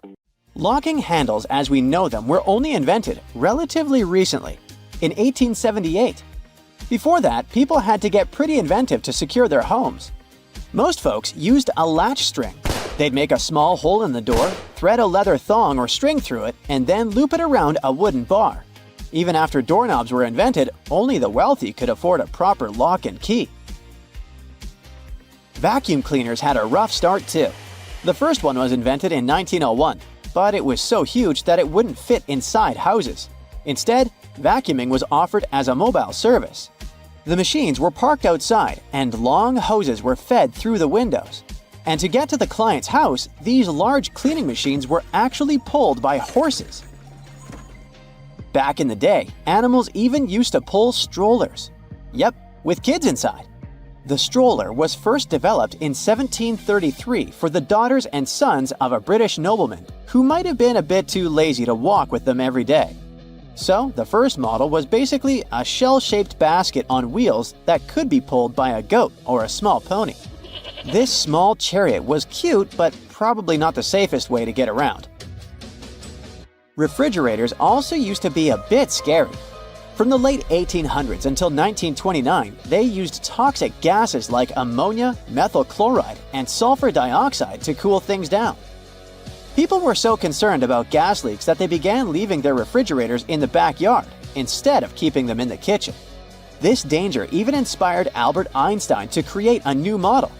In 1926, Einstein and his former student Leo Szilard invented a refrigerator with no moving parts, using safer, environmentally friendly gases to reduce the risk of toxic leaks. But it had one problem. Einstein's refrigerator was less efficient than existing appliances, so it wasn't commercially appealing. If you ever find yourself casually wandering in the forests of Estonia, don't freak out if you see some giant megaphones. These wooden acoustic giants were set 3 hours away from the country's capital by interior architecture students. That's way cooler than the hamster roller coaster I once built for a science fair, I have to admit. More than half of Estonia is covered by woods, and they're pretty proud of this natural wealth. So it's not the first art project of this kind, and there was a winding, elevated pathway and a faceted woodland cabin. The idea of the megaphones is to crank up the natural sounds of a forest and also to serve as a rest spot for hikers. These wooden beauties are large enough to host several people. And hey, if you walk this far into the woodland, you'll be thankful for this. The students were given a task to invent some concepts of a forest library. They built the megaphones off-site and brought them to their permanent spots. They're set in such a way that sounds from 3 directions meet in the center and create a cool, natural surround sound effect. Thankfully, kitchen supplies, including our beloved grills, have come a long way. Back in the 1950s, a metalworker named George Stephen had a brilliant idea while trying to create the perfect steak. Frustrated with flare-ups and uneven cooking, he decided to cut an old ocean buoy in half. This allowed him to control the airflow better. And that's how the Weber Kettle Grill was born, changing backyard barbecues forever. Have you ever used a public bathroom in the summer in your shorts and sandals and got splashed? It happens to the best of us, so no worries. If only there was some solution to this problem. Perhaps a urinal with a small hole so no liquid goes where it shouldn't. Looks pretty yucky and painful to me. An assistant professor at the University of Waterloo, Zhao Pen, and his colleagues came up with a way better solution for this sensitive issue. Their designs were inspired by physics and dogs. When a stream of liquid moves on a solid surface at a shallow angle, the splash is reduced, and the smaller the angle, the fewer splashes you'll see. You can even minimize them to a 0. And when dogs do their business, they lift their hind legs and do it on the vertical surface of a tree or a wall. I don't know if they actually care about it, but this does reduce the splash. Good job, Pluto. Talking about that, here's a fun challenge for your next family gathering. Ask everyone to fold a piece of paper in half, then in half again, and keep going for a total of 7 folds. Spoiler alert, they probably won't succeed. That's because each fold makes the paper thicker and thicker. In fact, if you had a huge sheet of paper and folded it in half 50 times, it would end up being about 62 million miles thick, which is about 2/3 of the way from Earth to the Sun. So yeah, it's impossible. The current record is held by a high school student named Brittany Gallivan, who managed to fold a single piece of paper in half 12 times, and it was a tissue paper. The USB symbol, looking like a trident, has always sparked multiple speculations about its origin. One popular idea is that it represents Neptune's trident and symbolizes power and adaptability. But there's also a little bit less exciting theory. A man who claimed to have designed the symbol in the 1980s stated that it was supposed to represent connectivity. The large circle symbolizes a computer, while the attached shapes, the circle, the triangle, and square, stand for different outputs. Look closely at a tram's overhead lines, and you'll see that its contact wires zigzag back and forth instead of going in a straight line. That's because all trams have pantographs attached to their roofs. The upper part of the pantograph is gradually worn down by the overhead wire and eventually needs to be replaced. To wear it down evenly, the wire is not installed strictly along the tram's path, but in zigzag patterns. As the tram moves, the pantograph slides along the wire, and it wears down evenly. Those cone-shaped water cooler cups? Their shape is intentionally designed to prevent users from setting the cups down. This allows employees to minimize the risk of spilling water on their desks around various electronic devices. Plus, less material is used to produce cone-shaped cups, which makes the process less wasteful and more cost-effective. It also kinda supports sustainability by encouraging people to drink their water quickly and dispose of their cups immediately after. You're probably wearing a YKK product right now. I mean, go check the zipper on your jeans. Yep, that's it. YKK stands for Yoshida Kogyo Kabushiki Kaisha, a Japanese company that makes roughly half of all the zippers in the world, producing over 7 billion zippers each year. Originally called hookless fasteners, they became known as zippers after a pair of rubber boots that could be fastened with a single zip became popular in 1923. The name stuck because of the high-pitched zip sound they make when used. Despite a popular myth, household batteries don't actually contain liquid, and if you accidentally cut them open, no toxic liquid will spill. Most of them are dry cell batteries, which are made of electrochemical cells. Those convert chemical energy into electrical energy. Larger batteries often house numerous small cells within them too. Even Tesla vehicle batteries consist of multiple small cells. When combined, they easily provide the necessary voltage. Did you know that nail polish used to be a status symbol? In ancient Egypt, queens like Nefertiti and Cleopatra were famous for their red nails, while lower-ranking citizens were only allowed to wear pale shades. You'll probably agree that there's no better snack than a pack of chips. Some are flat, others have ridges. Is it just aesthetics? Not really. The main purpose of those lines on some kinds of chips is to help with the distribution of spices and seasonings. In other words, all those substances that make your chips taste like cheese are mostly stored inside the lines. Plus, the lines make chips crunchier. This item here was also popular in ancient Egypt. What looks like a weird bench was actually a weird type of pillow. Back then, headrests were made from materials like wood, ceramic, and stone. Unlike our comfy pillows today, those ancient ones were used to protect people's hairstyles. That way, their hairdos stayed neat, even though they had a very uncomfortable night. If you've left a pot on the stove and your food burned, once again, take ketchup. Its acids will ease all the scrubbing and help you with grease. Just leave it over the night and you'll be able to wash the pot more easily. Or keep those small packages of ketchup we all end up having from fast food orders in the freezer. The ketchup won't be as hard as an ice cube as it freezes. So it will be good for soothing insect bites or similar things. For 8 centuries, forks were considered cursed and nearly forbidden in the West. The first models were used by the elite in the Middle East and the Byzantine Empire, and they made their way to the West in 1004, thanks to a noblewoman named Maria Agrippina. People were pretty shocked by it, to say the least. So when she passed away just 2 years later, everyone blamed the fork, thinking it was some kind of divine punishment. By the way, its name comes from the Latin word furca, which means pitchfork. Next on our list is Nike's iconic moon shoe, but I'm talking about the unique pattern of its sole. Back in the 1970s, Nike co-founder Bill Bowerman was making waffles for breakfast with his wife when he had a sudden idea: to pour a plastic material called polyurethane into the waffle iron. The machine was ruined, of course, but I guess it was worth it since that's how the first Nike waffle trainer was born.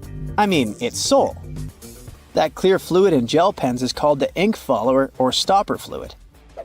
The gel in such pens contains pigment particles dissolved in a polymer solution. The main task of the stopper fluid is to be a barrier to prevent the gel from evaporating or leaking out. Without this transparent fluid, your gel pen wouldn't function. The fluid always stays in one position and doesn't get dissolved with the gel. Neither does it move backwards or flow out of the pen. Let's move on to another favorite snack, popcorn. These days, cinema and popcorn go hand in hand, but it wasn't always this way. In the 1920s and 1930s, movie theater owners were hesitant to allow snacks in their theaters. They were worried about the mess and the crunching noises interfering with movies. Plus, popcorn used to cost only 5 to 10 cents, so they didn't see any financial benefit. But savvy street vendors saw a big chance. So, they got their own popcorn machines and started selling them outside theaters. That's why popcorn probably became the original clandestine movie snack, and theater staff would even have to check if people were hiding bags of it in their coats. Have you ever helped your friends move into a new apartment in a building without an elevator? Then you're gonna love this one. Houses in Amsterdam have hooks on top. This is a medieval invention for pulling stuff up the houses. The simple tech consisting of a wheel and a rope still functions now, centuries later. Why not just use the stairs? Well, if you get inside one of those narrow Amsterdam buildings, you'll see there's hardly enough room to comfortably ascend, and you can forget about even trying to pull a table on top. Back in the medieval ages, pretty much like now, only rich people could afford housing around the canals in the best parts of the city.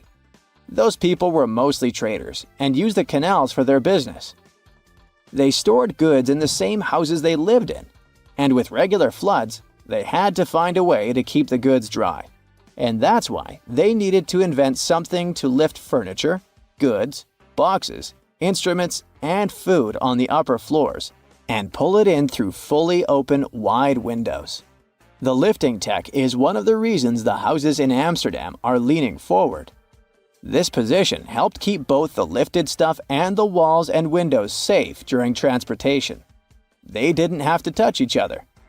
The gables also assisted in the process and had to be made firm to withstand all the heavy weight. And in case you're wondering what gables are, they're sections of wall between the edges of a dual-pitched roof, typical for Amsterdam. Sticking with old-school fun, it's time to talk about cards. So, have you ever wondered how many times you need to riffle a deck to shuffle it completely? The answer is 7 times, according to math. Even cooler, if you shuffle a deck right, you're probably creating a unique order that's never existed before and never will again. And if you have a deck at hand, check out the 4 Kings. You'll notice that the King of Hearts is the only one without a mustache. He's not special or anything. I mean, he also used to have a mustache, but it was lost in the reproduction of the original design.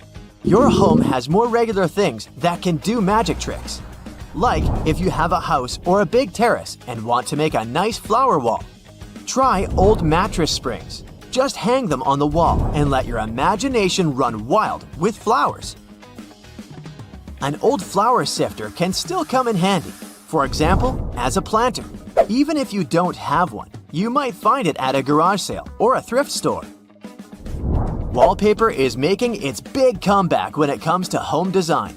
Maybe you can try something different and use some old books with torn pages. You just need to learn the basics of hanging wallpaper, and voila! You get a new cool place for your old books. There's a solution for the remains of an old book. Don't worry. You can have blocks where you'll keep your kitchen knives. It's pretty original, don't you think? Solitaire was probably everyone's go-to game to pass the time back in the 1990s, but its original purpose was far from it. When developers created this game, their idea was to teach people how to use a computer without them even realizing it. For example, dragging and dropping cards into one place helped people learn how to move files into folders. The same goes for Minesweeper, which was designed to help people get used to using a mouse and clicking. Cleaning blinds can be frustrating, But the next time you do it, try doing it with a sock over your hand. Hands are kind of perfectly shaped for getting all those nooks and crannies on the blinds. And the sock will do the rest. Here's something you wouldn't expect. Ice cubes can help you remove gum from carpet, clothing, and hair. Just put your clothes in the sink and add ice cubes. Leave it like that for a while. Ice will freeze the gum, so you can chip it away more easily. If the gum got stuck on the carpet, leave ice cubes right in the critical spot and remove the gum with a butter knife. It's a little bit harder to remove it from hair though, but still possible. Just wrap the ice and parts of your hair with the gum in a washcloth until the gum gets frozen. When you get there, you should be able to break apart the gum and free your hair using your fingers. Or next time you have to deal with a splinter, just take one ice cube to numb that area before you even start doing anything. You might have noticed that movie theater seats are almost always red. This choice isn't random, it has strategic importance, which is rooted in visual science. The thing is, red light has a longer wavelength. It means that it's the first color to disappear in low light. It allows the audience to concentrate better on the screen once the movie begins. Such a design choice enhances the viewing experience by minimizing distractions. Speed bumps are crucial for pedestrian safety, but at the same time, they can seriously increase car emissions due to the non-stop acceleration and deceleration they cause. To address this issue, some cities like London are testing fake speed bumps. Those are optical illusions painted on the road. They look raised from a driver's perspective, but in reality, they're flat. Authorities hope that this approach will slow down drivers without having a negative impact on the environment. Soda bottles are always filled in such a way that there's some space between the liquid and the cap. That's because soda contains carbon dioxide. It's a gas that can expand once the bottle's heated. If there's no gap in the bottle, it can break because of the pressure building inside. Also, when you open your drink, the gases go out in the form of bubbles, making the drink overflow. The gap helps with this problem too. If you're more into Angry Birds, Candy Crush, and other mobile games, that's totally normal. After all, more people have access to cell phones than to toilets these days. But not many of us stop to think about how disgusting our phones can be. The natural bacteria from our skin and the oils from our hands get transferred to our phones with every touch, swipe, and tap. This makes phones about 10 times dirtier than toilet seats. Yikes! So listen, if you don't want your next barbecue party to end up at the emergency room, you might want to get rid of that wire brush you used to clean the grill. Over 100 people have to seek medical help because of it every year. Those brass and steel bristles easily separate from the brush and stick to cooked food that ends up in your mouth. With each swallow, they go deeper and deeper. They can poke into or puncture the lining of your mouth, throat, and esophagus, or somewhere else down your intestinal tract. The symptoms this causes could be signs of many different conditions, and because of their tiny size, the bristles are really tricky for doctors to spot. So you can lose the precious time to solve the problem at an early stage. In some cases, one ER visit can solve the problem, but if the bristle moves into deeper tissues, say into your neck, chest, or abdomen, well, it could start an infection, and you'd need some complex surgery to save your life. That was the case for a 63-year-old lady in Michigan. She was eating a hot dog grilled by her husband, and she felt something was wrong from the first bite. She could barely swallow the food because of an unusually painful sore throat and had to see the doctors for help. They sent her home after an inspection, but the symptoms only got worse and worse. A CT scan several months later showed the problem was some tiny metallic object that looked like a piece of hair at the back of her throat. The doctors were able to remove it during surgery. So, to play it safe, take good care of your wire grill brush and inspect it before putting food on it. If you see any loose or dangling wire bristles, get rid of them. If this sounds like too much work, just toss that brush altogether. There are some safe alternatives to it, like wooden panels, pumice stone, nylon bristle brush, or liquid grill cleaner. You can also roll a piece of aluminum foil into a ball and use grill tongs to hold it while you're scrubbing your dirty grill grates. Cooking pros say an onion cut in half can also do the job. The caterpillar that arrived at your barbecue party as an uninvited guest might seem cute and harmless, but not all of them are safe to pick up and play with. There are several types of venomous caterpillars in the US alone that can give you a hard time. Any brightly colored caterpillar that has a spine, bristles, or looks fuzzy could be venomous, and you're better off not touching it. Many caterpillars are equipped with hairs or spines, which are connected to poisonous glands. They often hide on the underside of the leaf, so you could easily miss it. So, when you're doing some work in the garden, it's a good idea to wear gloves and clothes with long sleeves. Your skin will thank you for it. If you get stung by accident, use any sticky tape to remove the hair or spines, and then just wash the affected spot with soap and water. If you plan to go swimming or boating to cool down after the party, remember that algal blooms aren't just a freaky splash of color in the water, but a real problem. They are toxic and can cause a lot of trouble for you and your pets.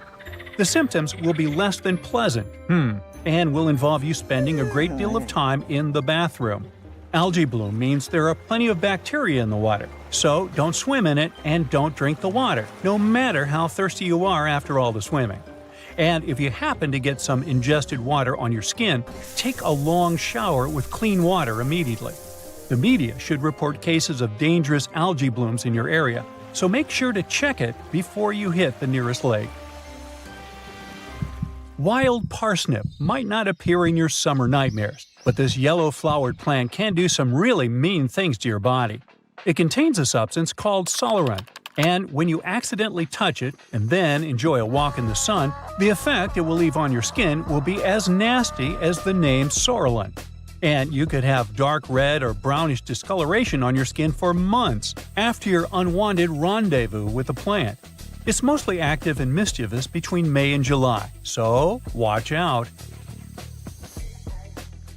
Alright, a garden hose must be completely safe as, unlike the grill brush, it doesn't have any small metallic parts, right?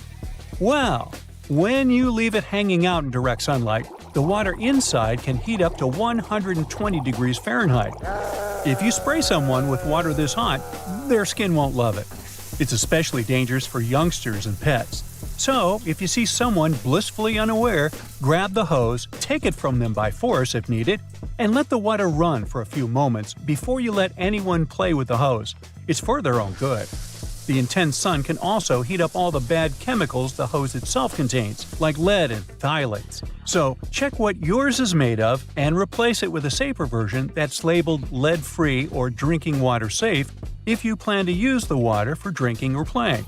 And if you already have a safe version, but suddenly smell a terrible odor, it could be the algae and bacteria that just love stagnant water. If it comes into contact with your skin, or you swallow it by accident, you could have some serious health problems. The best you can do is replace the hose. And yes, make sure you keep it in a cool, shaded area and drain it well after every use. Now, you're never too old to love the trampolines, but the trampoline might not love you back and give you a spinal injury or broken bones. Almost 100,000 injuries like this with young users happen every year because they're so easy to fall from or land in the worst possible way during a somersault or a flip. The biggest risk of trampoline trouble is when more than one person is using this fun contraption. Nearly 75% of all accidents with trampolines happen when two jumping youngsters crash into one another. And no, some netting or padding really can't save the day. If you want to keep things safe, make sure there's always only one person at a time on the trampoline. You're going to need to install shock-absorbing pads that completely cover the trampoline's metal frame, springs, and hooks. If you see any signs of the padding getting too old, like tears and fraying, you need to replace it immediately. Make sure the trampoline stands on level ground and isn't too close to other structures and trees. A slide in your backyard, no matter if it's made of metal or plastic, can turn into a frying pan under the sun and can heat up to 189 degrees Fahrenheit. So, before you jump on it or let someone else do it, check the temperature of the whole thing top to bottom. And even when your little sister or someone else you love is begging you to go on a ride with them, don't do it. The slide is designed for one person of a certain size. When the two of you end up tandem sliding, the smaller leg can get caught up between the bigger leg and the edge of the slide. The speed will also increase, and it can lead to all sorts of drama. Finally, no matter how tempting it feels in the hot months, don't walk barefoot on that beautiful lawn in the park or even in your own garden. You never know what's hiding in the grass, and if you step on something sharp, like a rusty nail hiding in the grass, you'll get yourself into a lot of trouble. Flip-flops aren't the best idea for everyday summer shoes either. They rarely come with arch support and can make you take shorter steps and put more stress on your body. It's just not good for your feet, joints, and muscles. Otherwise, have a great summer!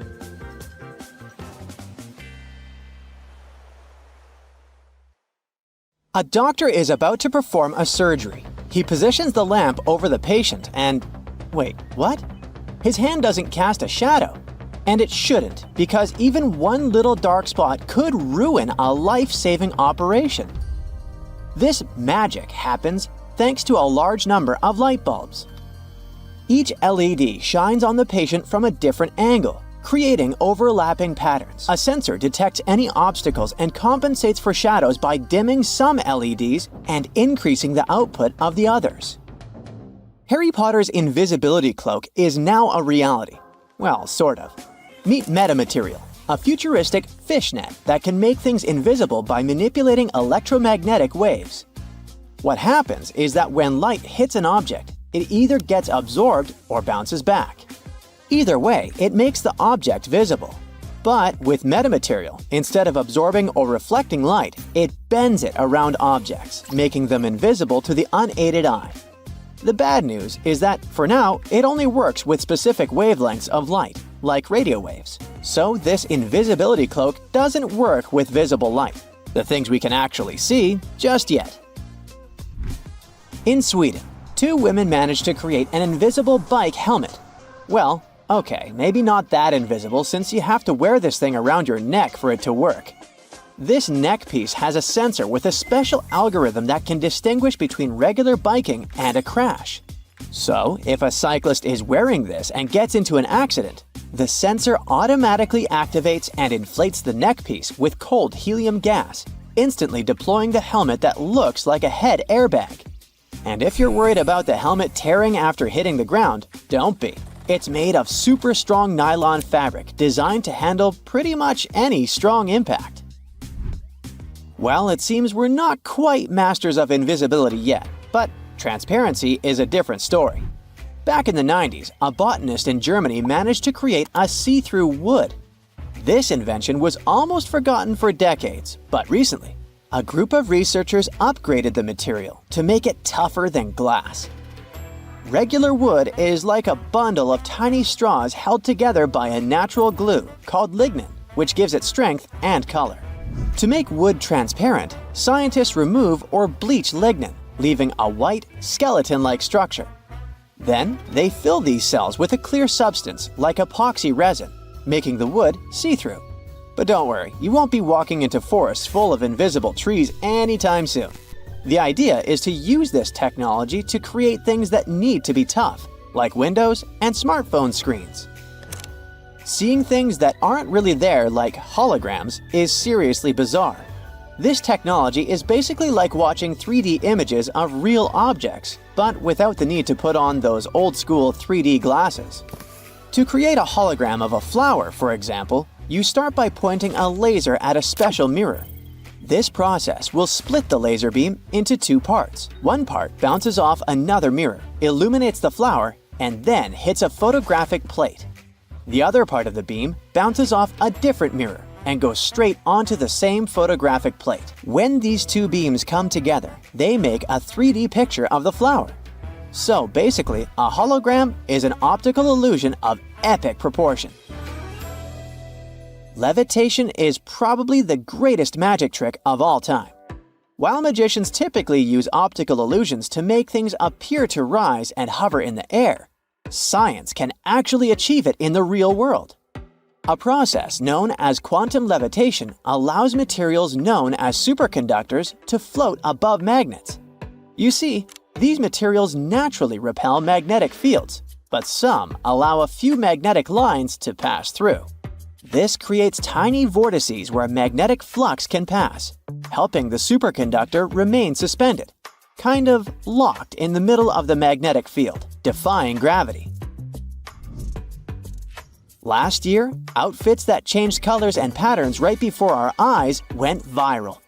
This incredible fashion trick was achieved using photochromic materials. When this type of fabric is exposed to sunlight, UV radiation causes electrons to transfer between different states, which alter their optical and electrical properties. In simple words, they change colors. Since natural sunlight intensity varies all the time, the colors of the outfits also shift constantly. Unfortunately, the effect only lasts for about 3 minutes. Sure, you might wear something that changes colors, but would you eat it? I'm not talking about a banana ripening from green to yellow. I'm talking about chameleon, an ice cream made in a lab that tastes like Tutti Frutti and has a superpower. It changes color in your mouth. This treat shifts from lavender blue to pink upon touching your tongue. Although the physicist who invented it is pretty secretive about the recipe, we do know that the magic comes from how the treat reacts to changes in temperature and acids in your mouth. Oh, and the inventor also mentioned you can spray something he calls love elixir onto the ice cream to speed up the reaction. Science has advanced to the point where we can actually make it rain and snow. This technique is called cloud seeding, and although it might seem like an X-Men superpower, it is pretty easy to understand how it works. First, the weather needs to be cloudy. Once a cloud forms, workers at a control center send a plane to the area to stimulate rainfall. As soon as the brave pilot enters the cloud, the plane releases tiny particles, such as silver iodide, into the air. These particles help water droplets form and grow, which produces rain. Sounds simple, right? But playing storm is pricey. An average 4-hour operation that seeds 24-hour clouds would cost around $5,000. If the storm gets too loud, just grab your noise-canceling headphones for some quiet time. These magical gadgets work by listening to the noises around you. Then their built-in microphones create sound waves that are the opposite. When these opposite sound waves mix with the noise, they cancel each other out, making everything quieter and clearer. Concrete often has a problem. It cracks, which makes it less durable, and that's not good. So the smart move is to go for self-healing concrete. This magical material has tiny capsules or nanotubes inside that are filled with healing agents like calcium carbonate. When a crack forms and hits these capsules, they burst open from pressure or moisture exposure. This releases the healing agent into the crack, where it mixes with things in the air like water or carbon dioxide to toughen up the concrete again. If you're planning to build a house, you should consider using a 3D printer. I know it might sound crazy, but nowadays it's completely possible to print an entire 500 square foot house in just 24 hours. It kinda works the same way as a regular 3D printer. First, you design the house plans on a computer. Then you send it to print. That's when colossal robotic arms come into play, laying down layers and layers of a special concrete mixture that harden as they go. Magic sand may look like an innocent toy, but it defies logic. I mean, it is sand that remains dry even underwater. But here's how it works. The sand is coated with a hydrophobic compound, which causes the grains to stick together and form cylinders when submerged in water. So if you put the sand in an aquarium, for instance, this compound will create an air pocket around the sand, keeping it completely dry. Talking about toys, did you have a boomerang when you were young? It is pretty fascinating how it always comes back into your hand. The trick behind it lies in its L shape. A boomerang is designed with 2 or more wings positioned in a special way so that when it spins, it generates unbalanced aerodynamic forces that curve its path into an ellipse, allowing it to return to the spot from which it was thrown. Of course, this only works when it's thrown correctly, so maybe it's better to avoid using it altogether. especially inside your house. Some men wear shoes with hidden heel lifts to look taller. Such shoes can make a person up to 6 inches taller. They look like regular shoes, but inside they have this extra insert. Sometimes such an insert is glued down. Sometimes it's removable, and you can choose the height you need yourself. When the Titanic hit the iceberg and sank sometime later, the Atlantic Ocean was around 28 degrees Fahrenheit, which means the water was below its freezing point. No wonder so many passengers didn't make it.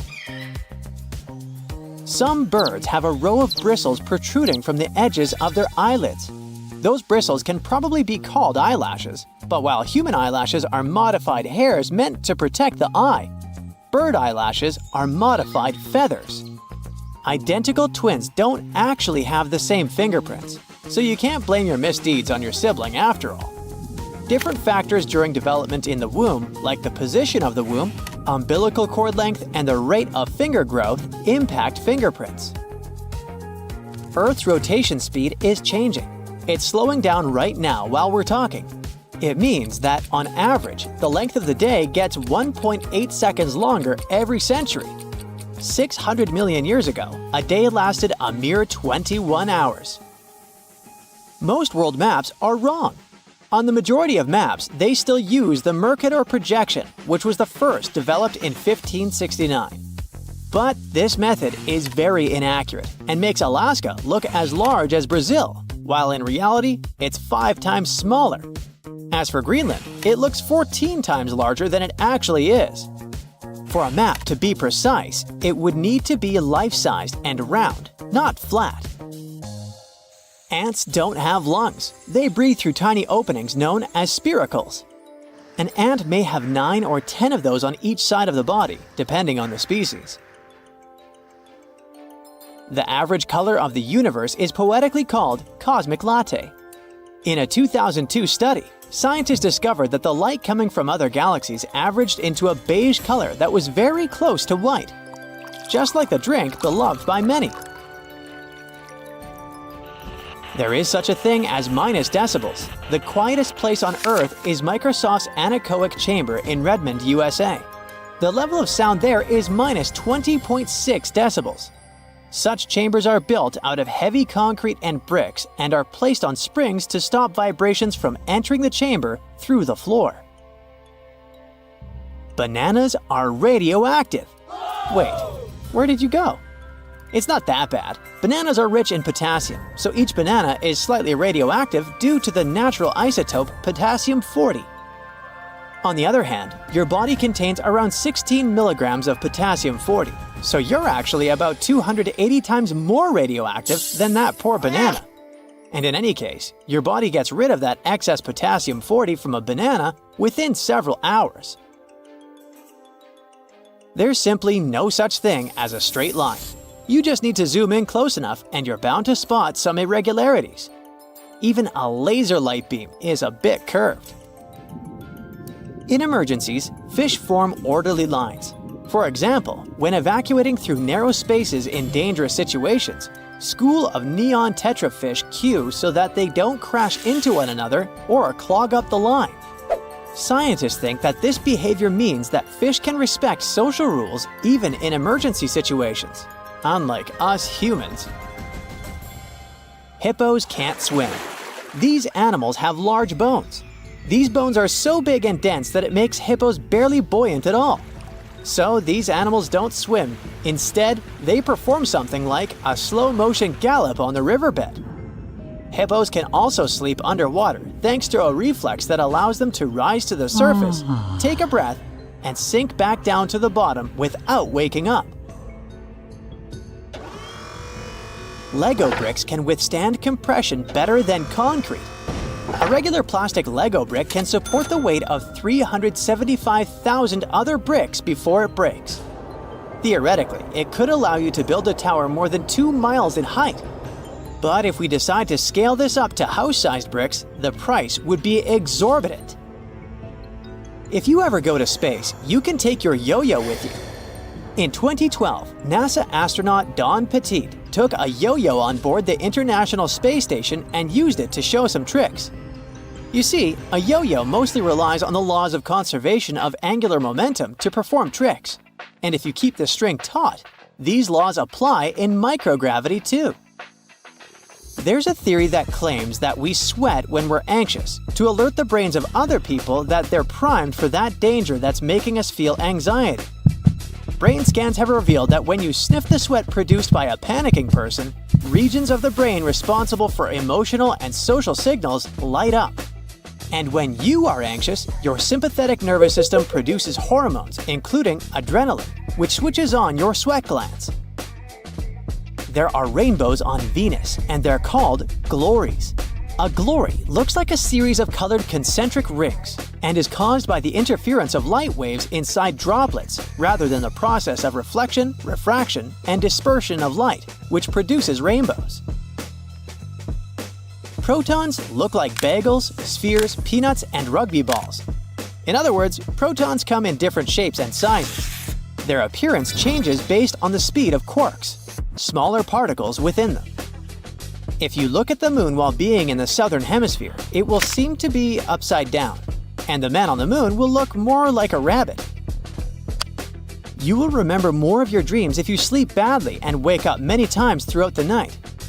You're also more likely to remember your dream if someone or something wakes you up in the middle of it. Dogs tilt their heads while listening to people to pinpoint familiar words like walkies more effectively. It also helps them to understand the tone of your voice better. There's also an idea that if a dog doesn't tilt its head often, it's because it relies more on sight and less on sound. Mirrors facing each other won't produce infinite reflections. Each next reflection will be darker than the previous one, and eventually, they will fade into invisibility. Mirrors absorb just a fraction of the energy of the light falling on them, so the total number of reflections mirrors can produce is around several hundred. You can smell ants, since many species of these insects produce strong-smelling chemicals when they feel threatened or angry, or when they're being squished. Trapjaw ants release a chocolatey smell when they're crushed, and citronella ants give off a lemony odor when they're threatened. Giraffes hum when they want to communicate with each other. Researchers think that this low-frequency humming might be a form of contact call between individuals that have been separated from their herd. It can also help giraffes find each other in the dark. But the coolest thing about these magnificent animals? Some scientists think that they could sleep talk too. And a cool bonus story for you. About a marathon runner who took over 50 years to finish the race. Japanese marathoner runner Shizo Kanekuri was selected as one of the 2 athletes that Japan could send to the 1912 Stockholm Olympics. But Kanekuri shockingly disappeared during the marathon race.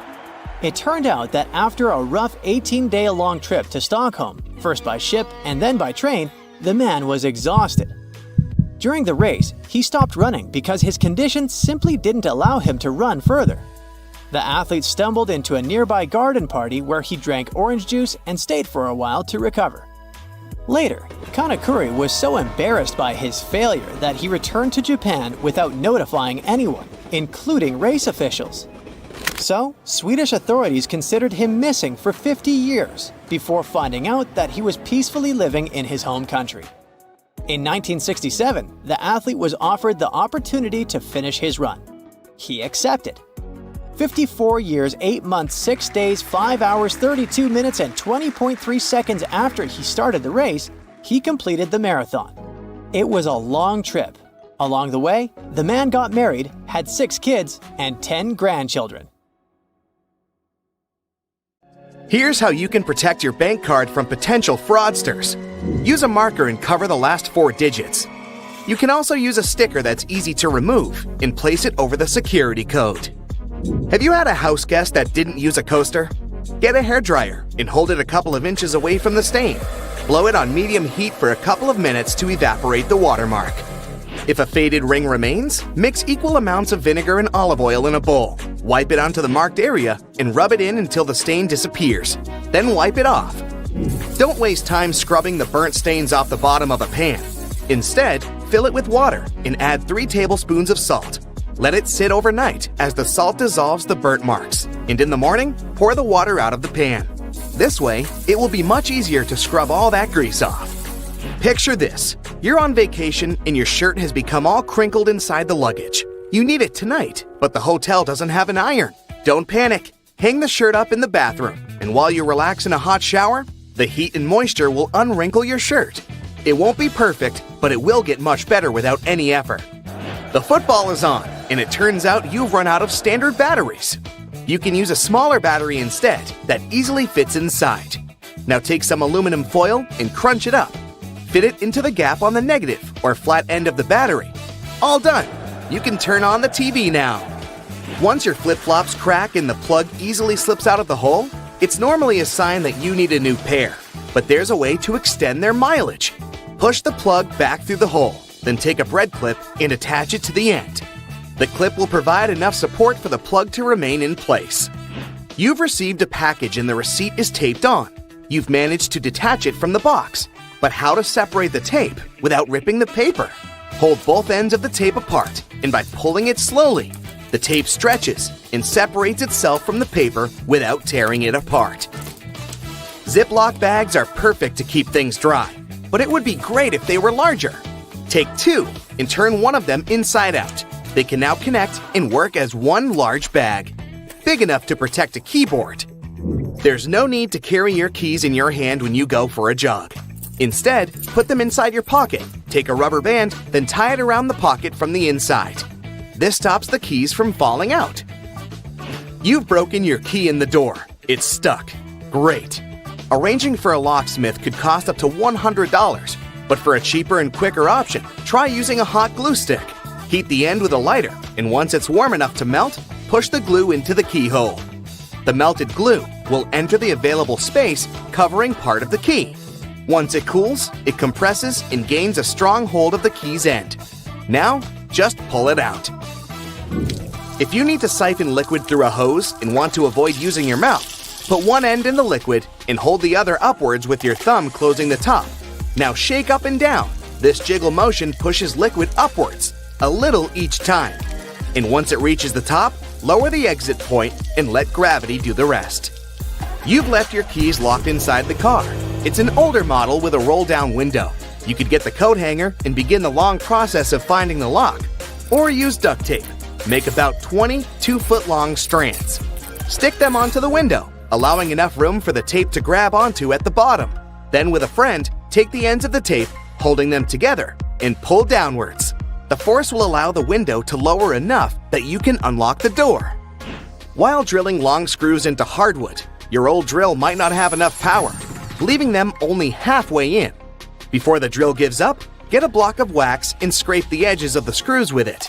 The wax works like a lubricant, melting as it gets warm and providing easy entry for the screw.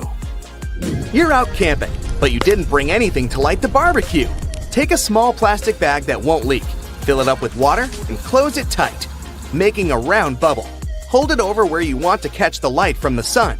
The bag of water will work like a magnifying glass, starting up the barbecue, just as long as it's a sunny day. Missing a corkscrew or a cork breaking halfway? By using a stove lighter, heat the top of the bottle. The heat slightly expands the glass, and this forces the cork out the top.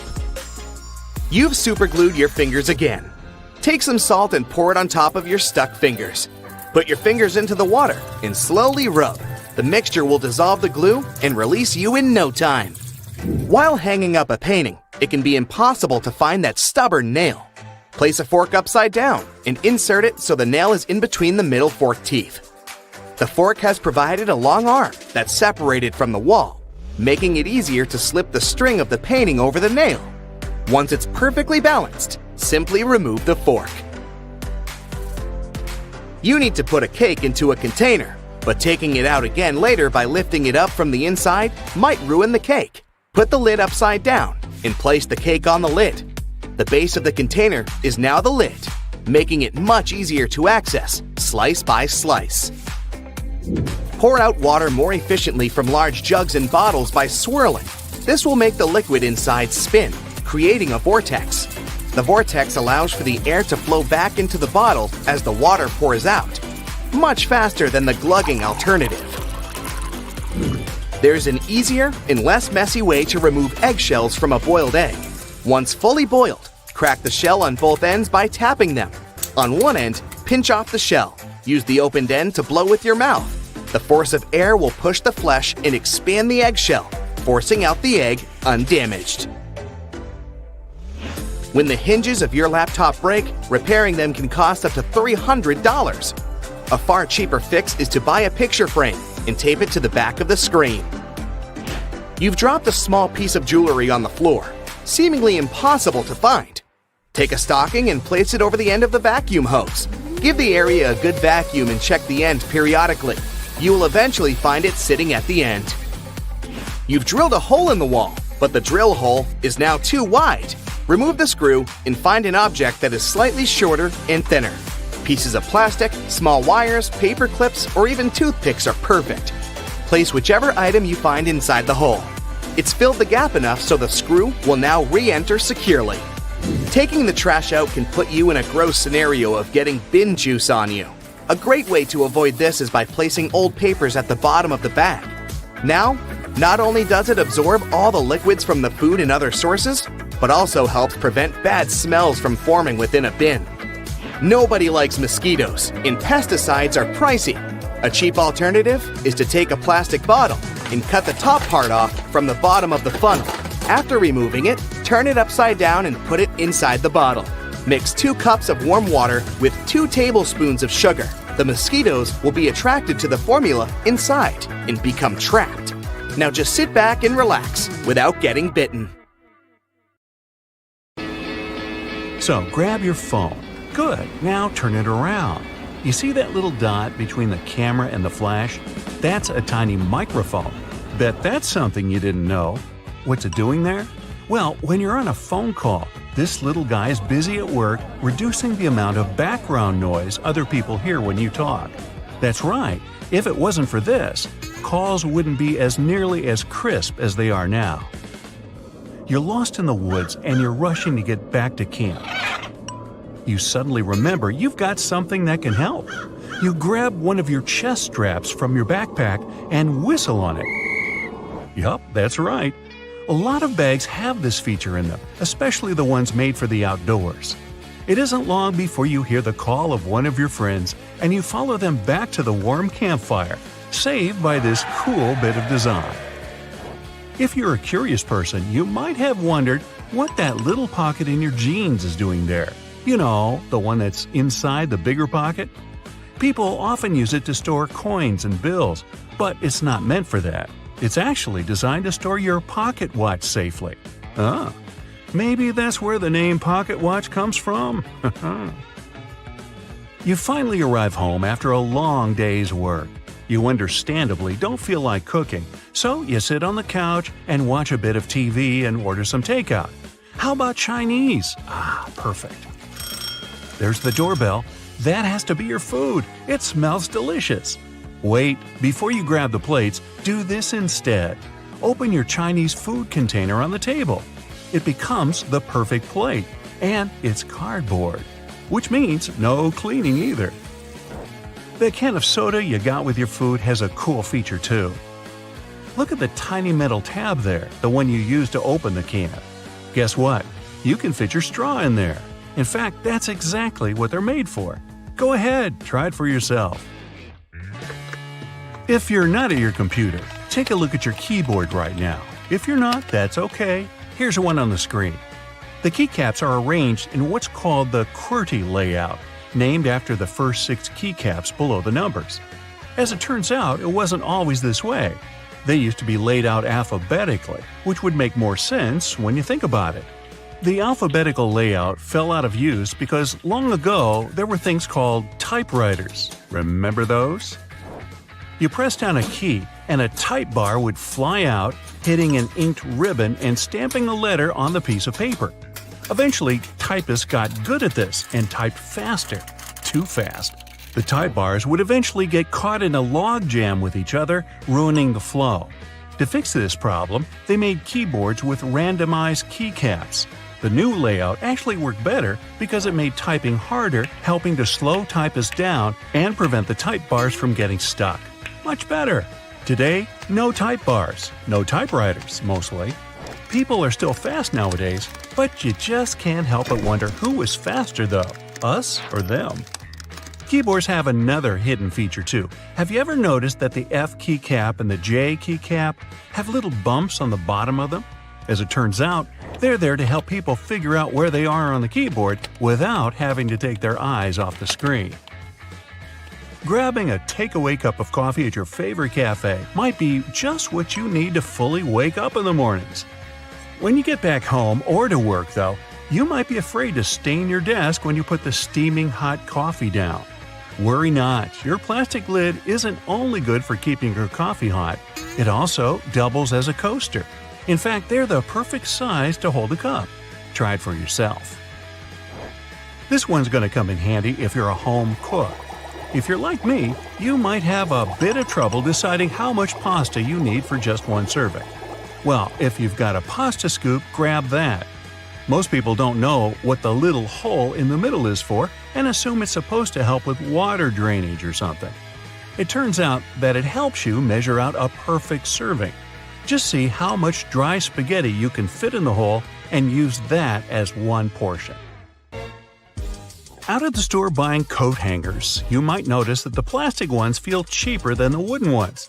There's a good reason for this. Wooden hangers are made out of cedar wood. The big difference between the two is that the wooden ones repel bugs and moths. They're stronger and last longer too, perfect for things that might stay in your closet for a long time. When you brush your teeth, you might have noticed that your toothbrush has blue bristles. They're not just there for show. In fact, they're there to tell you when it might be time to switch toothbrushes. These bristles lose their strength and color when the brush has been worn down, letting you know that it's time to get rid of it. Microwaves often look a bit like mini TVs, especially ones where you can clearly see the black film around them. This is actually a really important feature that's used to keep the radiation from slipping away. They're called Faraday cages, if you want to get technical. This is why you can stand next to a microwave without melting into a puddle. That's not to say you should stand in front of the microwave and watch your food heat up, but at least you know you won't grow an extra ear or something. Okay, not really. Some ovens have a drawer under them. It's tempting to use this to store random junk you don't use often, but there's a better use for it. Instead, this should be used to help keep the food that's waiting to be served hot. You can take it out of the oven and store it right in this drawer, keeping your oven free for you to carry on cooking. Now, you're on a plane looking around trying to pass the time before takeoff. When you examine the window, you notice it has a little, very tiny hole on its bottom. Don't worry, it's not broken. It's there to relieve the pressure that builds up over time as the plane goes up and down. It also lets the air flow through it. Now, raise your hand if you've ever ridden on an escalator and scrubbed your shoes on its bristles. Hey, I'm guilty of doing that, maybe more than I should. It's not there to clean your shoes, though. It's an important safety measure.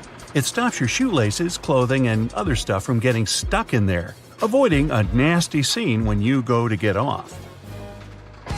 Sometimes a piece of fabric comes with your new clothing. It usually comes along with the extra buttons in a little plastic bag. You might think it's just a piece of fabric to use for future patching, in case you rip it. But that isn't its purpose at all. It's actually supposed to be put in the washing machine to test how it reacts to various washings. Now, you don't have to worry about shrinking your new expensive coat because you know how it'll react to the wash.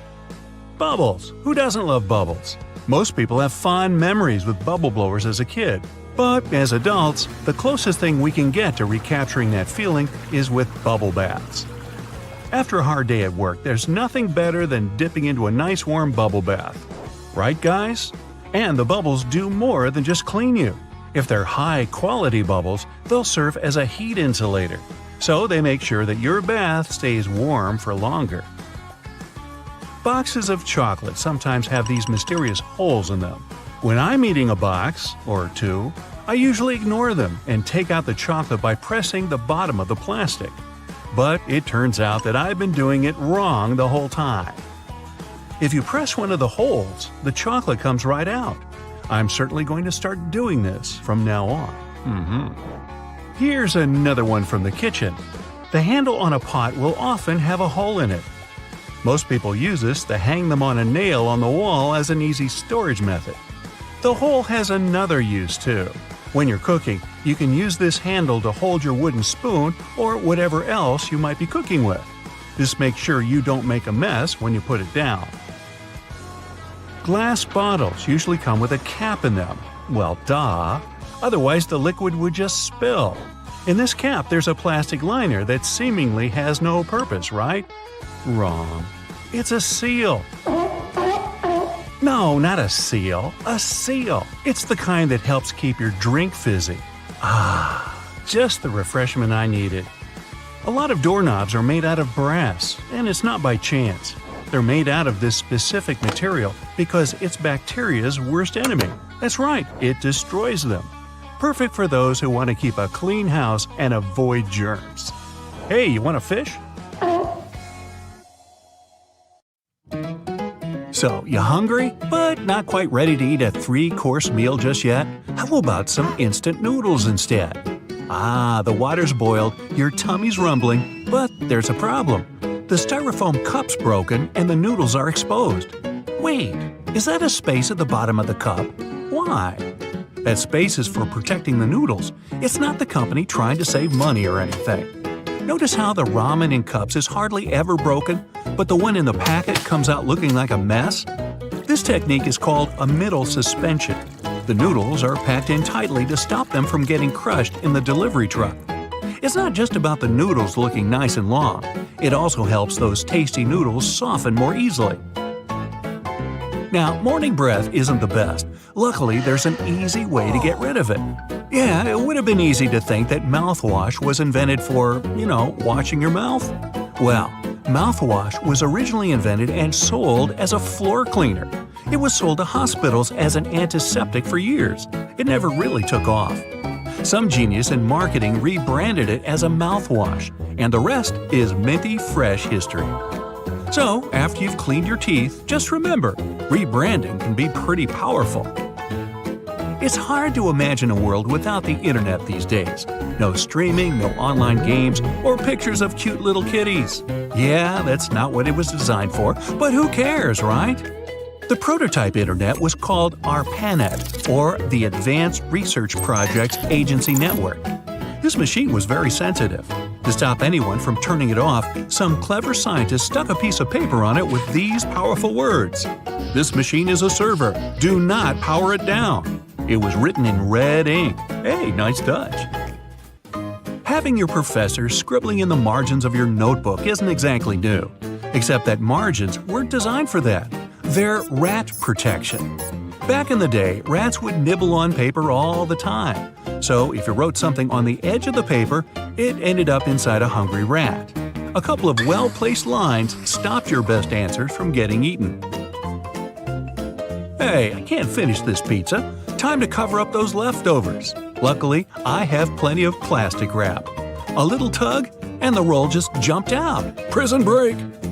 If you look at the wrap's home, the long, thin box, there's a special little feature that can help you. A cardboard tab on each end. Push them in, and the roll's not going anywhere. Strange that I've never seen them before. It's lunchtime. I'm feeling like a California roll today. Seaweed, rice, cucumber, avocado, and crab meat. Or is it? It's actually imitation crab meat. It's basically cheap white fish blended with sugar. The fish mixture is then heated and pressed into shape. Yummy! That's maybe why it's called the hot dog of the sea. Nah, I just made that up. Your microwave has a secret we've all seen, but never paid attention to. That black mesh you see on the door is a Faraday cage. It stops the electromagnetic energy, or the microwaves, from escaping, and cooking you too. That's how it heats up your food so quickly. Every microwave has to have one, and they all vary in quality. This Faraday cage can even stop signals from your phone, which I guess is useful. Hey, you don't need your popcorn to stop popping in order to take a call, do you? Airplane mode's a bit easier, though. Ever taken an IQ test and realized you're Einstein-level smart? Me neither. The median IQ is only 100, plus there's very little evidence that Einstein ever even took the test. In the beginning, most people thought the tests were too vague to be helpful in any way. The test was designed for children who needed help with their studies. Later, they realized it could be adapted to identify intelligence, but it was never originally designed for that. Hey, never pop bubble wrap, you're missing out. And, you guessed it, it was never meant to be popped or used in the way we use it today. It was invented as a new textured wallpaper. By sealing two shower curtains together, they created the first bubbles. The idea never really took off, obviously. After failing as wallpaper, it discovered its true meaning in life. It could protect sensitive items. When the first computers were being shipped, bubble wrap was there to help. Imagine a house with bubble wrap wallpaper in every room. Best or worst thing ever? Hey, leave me a comment below. If you owned one of the biggest companies in the world, selling one of the most known products on the planet, how would you keep your company's secret a secret? The formula for Coca-Cola isn't patented. The first recipe was, but when they made changes, no patent ever went through. The secret formula is still only known by a few people at the company. Not only that, but not even Coca-Cola's rival wants the recipe. In 2006, a disgruntled employee tried to sell off the secret, but it didn't work. Hey, take a look at your brand new mattress. Do you see the "Do Not Remove Under Penalty of Law" tag? Wow, that thing looks pretty serious. Good news though, the tags aren't meant for you. They're aimed at the mattress seller. 100 years ago, mattress makers used to create the filling with basically anything. Animal hair, old hospital beds, or clothing. Then strict laws stopped old hospital beds from being used. Their mattresses were filled with germs. Now, on a rainy day, Play-Doh is something everyone can make at home. Mash up some flour, water, salt, food coloring, and wham! Any creative person is amused for hours. Cheap, clean, non-toxic, the perfect modeling clay. But it was never made for that. This stuff was originally for cleaning up walls in the 1930s. That's because people started going crazy for wallpaper, which you couldn't use soap and water on. Eventually, Play-Doh had to find a new home. Now, have you ever finished a lollipop and noticed a hole in the stick? This hole isn't just for show or to make a musical instrument with after you're done. It's there to keep that tasty sweet treat from falling off. While the candy's still hot, it's poured into a mold. As it hardens, the candy flows into the hole and creates an anchor. Oh, not into lollipops? How about good old American gummy bears? Unfortunately, they aren't American at all. They're German. A German company started making them in 1922. The original name was Gummy something something. Anyway, they got the inspiration from real dancing bears at live shows. These treats eventually made it all the way around the world. Hey, ever wondered what those little bumps were for on the F and J keys on your keyboard? These little raised ridges are to help your index fingers be in the best possible spot for lightning-fast typing. Keeping those fingers on F and J, it makes it way easier to reach all the keys, especially if you don't look at the keyboard. Now, everybody loves a Slinky. If you've ever watched one of them strut down the stairs with groovy music in the background, congrats, you're definitely a YouTube fan. People of all ages loved it when it came out, which is crazy because it was never meant to be a toy at all. It's a spring. It was originally designed to stabilize sensitive nautical devices on ships. Nothing fun about that at all. Until that amazing day when one of them fell off a table and danced its way into our hearts. After many experiments, the new and improved Slinky was born. Give that team of scientists a medal. Now, that little pocket on your jeans wasn't designed for loose change or keys. It was originally made to store your pocket watch. You don't have a pocket watch? How is that possible? They were all the rage in the 1890s. But that's not all that makes your old pair of jeans interesting. Look around the pocket areas. You'll see rivets sticking out. No, they're not some cool fashion idea from the past. These rivets serve a very crucial role. they help protect the sensitive areas of the jeans that get the most wear and tear. Back in the day, most people wore jeans to do hard manual labor, so they needed to be tough. If those guys back then saw you paying $100 for a pair of ripped jeans, they'd probably pass out from shock. If you look at it on the street, you'll think a fire hydrant is about 3 feet in height. But the actual size of the device used to provide water supply to firefighters all over the world is twice as large. That is, if you count the rest of the hydrant, which is hiding underground. They're mostly red, and it's not just a matter of urban design.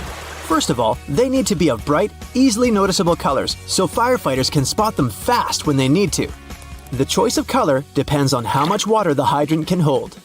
It can sometimes vary depending on the location, but here's the breakdown. A red fire hydrant can splash 500 gallons of water per minute, while an orange one at least 1,000 gallons. Green ones mostly process 1,500 gallons of water per minute, and the most plentiful ones colored blue can generally contain over 1,500 gallons.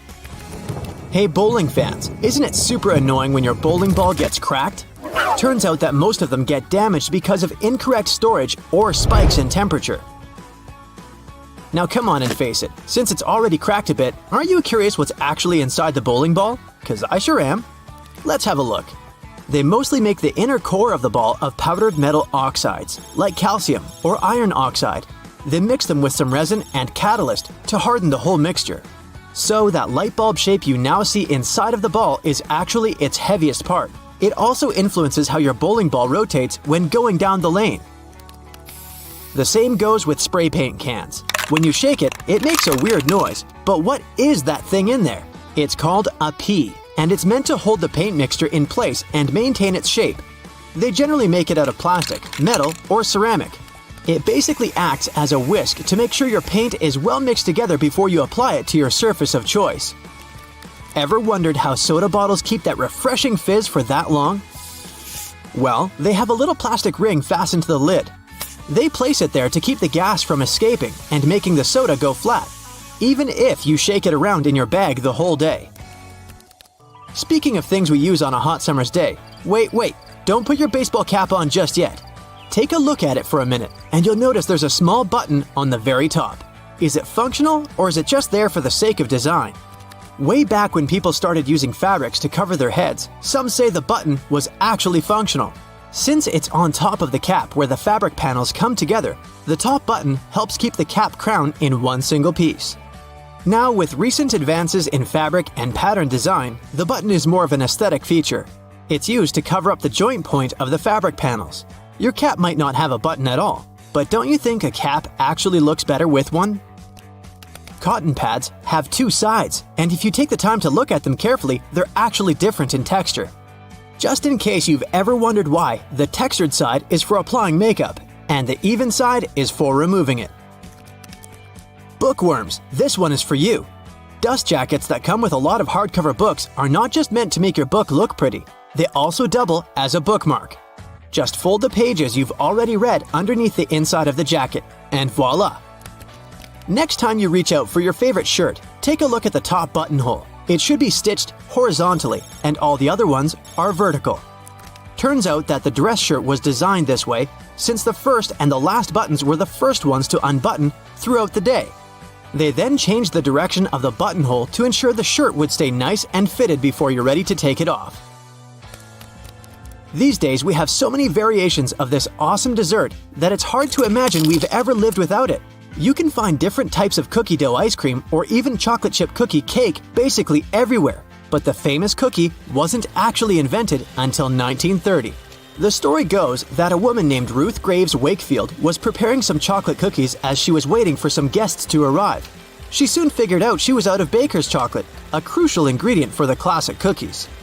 To fix things up, she chopped up a block of semi-sweet chocolate, thinking it would eventually spread out evenly throughout the batter, given the heat of the oven. Things didn't necessarily go as planned. But hey, it's great they didn't, because this is how she invented this modern dessert we now can't get enough of. And speaking of popular snacks, the potato chip is even younger than the chocolate chip cookie. Well, at least historically. There are many stories trying to explain how it was invented. One of them goes like this. A chef named George Crumb, based in New York, put the chips together in 1953. He decided to try a different cooking solution when one of his customers didn't have nice things to say about his French fries. He said they were too thick and kind of mushy. Then, Crumb came up with potatoes that were thinly sliced and fried until brown. People absolutely loved the dish, and they welcomed the first ever batch of chips with open arms. Ice cream, anyone?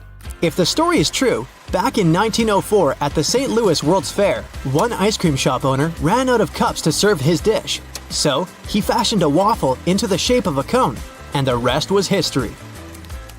Okay, I'll admit it, chewing gum-like treats have been around since the ancient Greeks.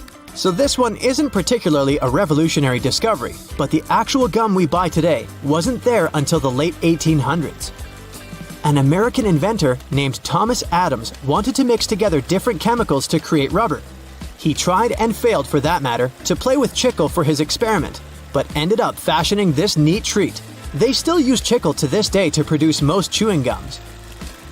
Back in the 1800s, there lived a man named Jean-Baptiste Joly, who worked in the fabric industry as a textile maker.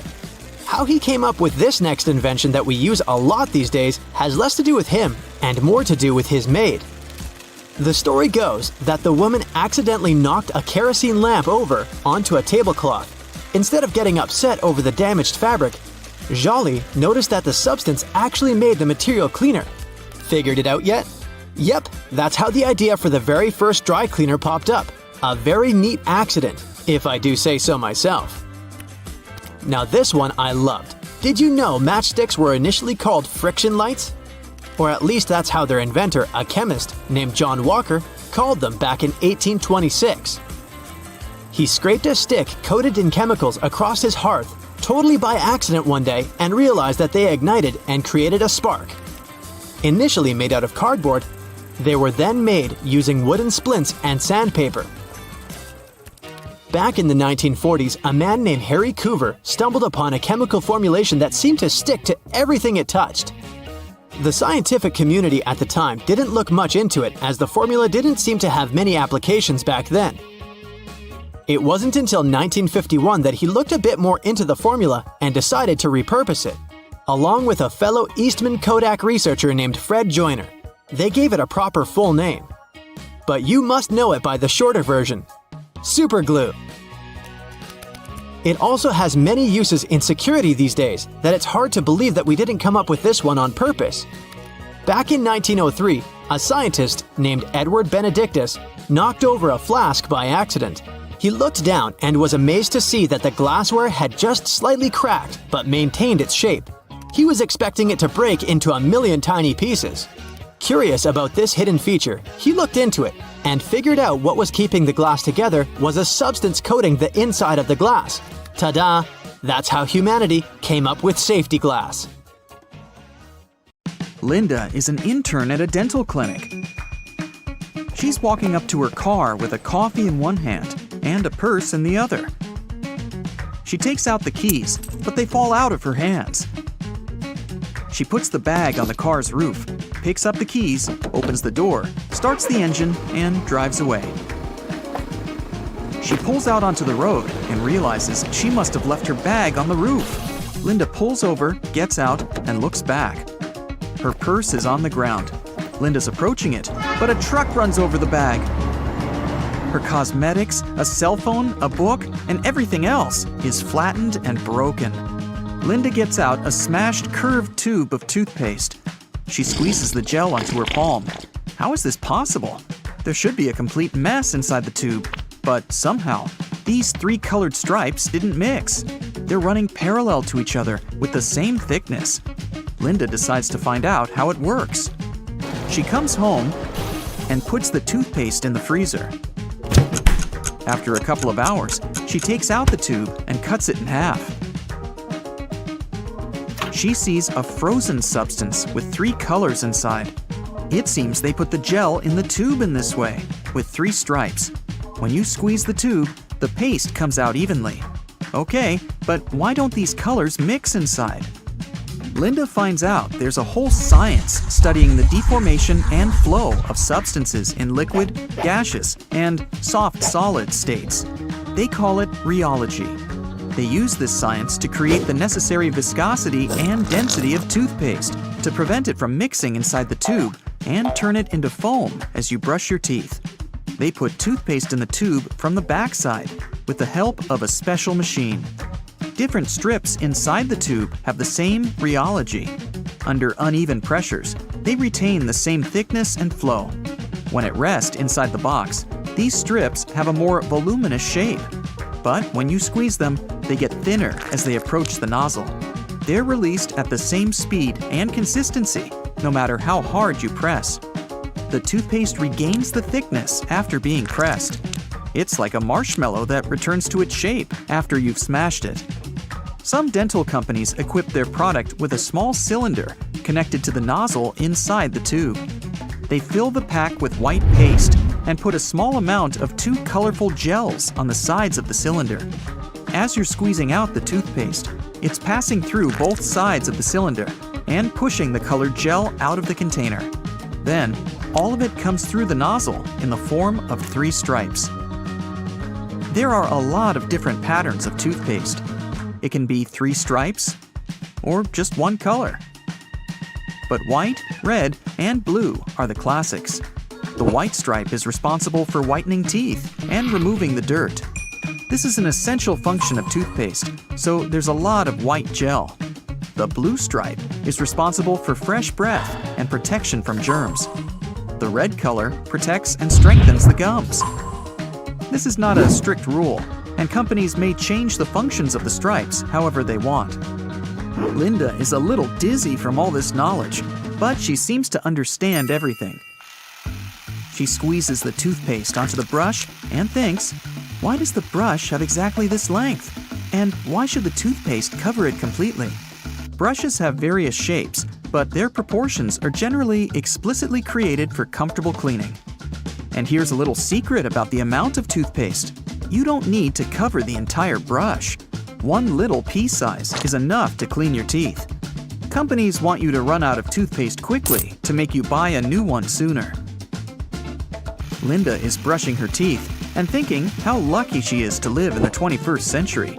Toothpaste, dentists, and dentures. So many different ways to treat and care for teeth. She can imagine how difficult it was for people long before they invented dental technologies in the distant past. It seems they all had severe teeth problems and were in pain. But in fact, they didn't. Even cave people had much better teeth than we have now. Archaeologists found evidence of this. Many ancient skulls have a perfect row of teeth without cavities. Linda doesn't believe it. She looks at her electronic toothbrush. Those ancient civilizations must have had some secret technologies that we don't know about. But there were no dental technologies. To understand how they managed to keep their teeth so healthy, you first need to understand what a tooth is. On the inside, it consists of dentin, a flexible but durable substance. The outer part is covered with the most solid material in the human body, enamel. It's made of calcium and covers each tooth. And it's not just a strong shield. Enamel consists of hundreds of thousands of thin fibers called prisms. One prism is brittle, but a bundle of 1 million can be as hard as a diamond. The prisms are closely twisted with each other, like a rope, and form an ideal tooth structure. That's why teeth are a perfect tool for survival. Imagine a cave human eating meat and vegetables. This food is different from steak and salads at a restaurant. Back then, food was quite dense and solid. To chew it, you had to have strong jaws and teeth. Every meal was a real workout. During chewing, the fibers in meats and vegetables cleaned teeth from dirt and dental plaque. People had strong gums and didn't know about cavities. Their teeth were practically invulnerable. Many years later, we began to use this excellent tool for survival to chew soft buns, hamburgers, tender pâtés, and omelets. Teeth no longer received the load they were created for. That's why they've become weak. Humanity is faced with a diet that has never existed in the entire history of our planet. Too little time had passed from the moment when people were chewing on mammoths to the instant they started ordering tender meatballs at a restaurant. In simple words, softness has taken over the strongest material in the human body. Yeah, the teeth became weaker, but then another serious problem arose: sugar. Cavities appeared when they first brought sugar to Europe. This delicacy instantly became popular. They added it to food and just ate it in cubes like candies. Sugar was considered a prestigious and expensive thing. Of course, no one knew that this product would cause tooth decay. When this problem appeared, people started to create new dental technologies. There are other destroyers besides sugar. Your mouth contains a lot of bacteria. Most of them help digest food, get rid of bad microbes, and clean teeth from plaque. But there are also harmful germs that destroy teeth structure and form cavities. In the past, when food was more natural and rugged, these microbes were not dangerous for strong teeth. Today, we eat food rich in carbs, flavorings, various additives, and sugar. We help harmful bacteria multiply, making them stronger. Your lifestyle also affects dental health. In the past, people had to get food in the fields, forests, and mountains. They mostly lived an active lifestyle and burned a lot of calories. Nobody really works like that now. Training in the gym is much easier than trying to catch a mammoth. Lack of activity provides calories. Extra calories and germs create stomach problems. Gas and acids from the intestine enter the oral cavity and destroy the teeth as well. Now, just look at these guys for comparison. Cats, lions, bears, the same way they did millions of years ago. And that's why they hardly ever have dental problems. Many tribes of indigenous people living far from civilization also have perfect teeth. Linda realizes that all this is true. And what do we all have to do with that? Move to a distant island and eat bananas? No worries, it's not that bad after all. Just eat less sugar, clean your teeth with a brush, and use dental floss twice a day. Visit the dentist regularly, and everything will be fine. Various types of cheese have holes for a reason. For example, Swiss cheese is made with special bacteria that produce carbon dioxide. As the CO2 is emitted, it blows like bubblegum, leaving tiny craters, also known as cheese eyes. Then the cheese is cooled down, but the holes stay in place. Over 40 billion Oreos are made every single year. It's the world's most popular manufactured cookie.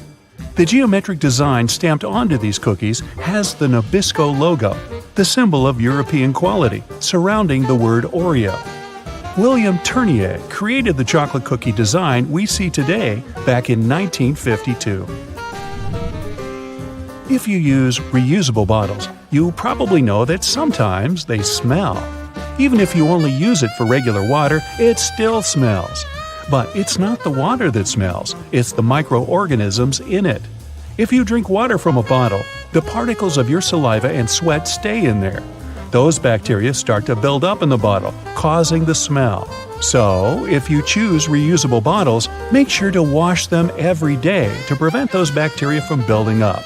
After washing, let it dry completely before using it again.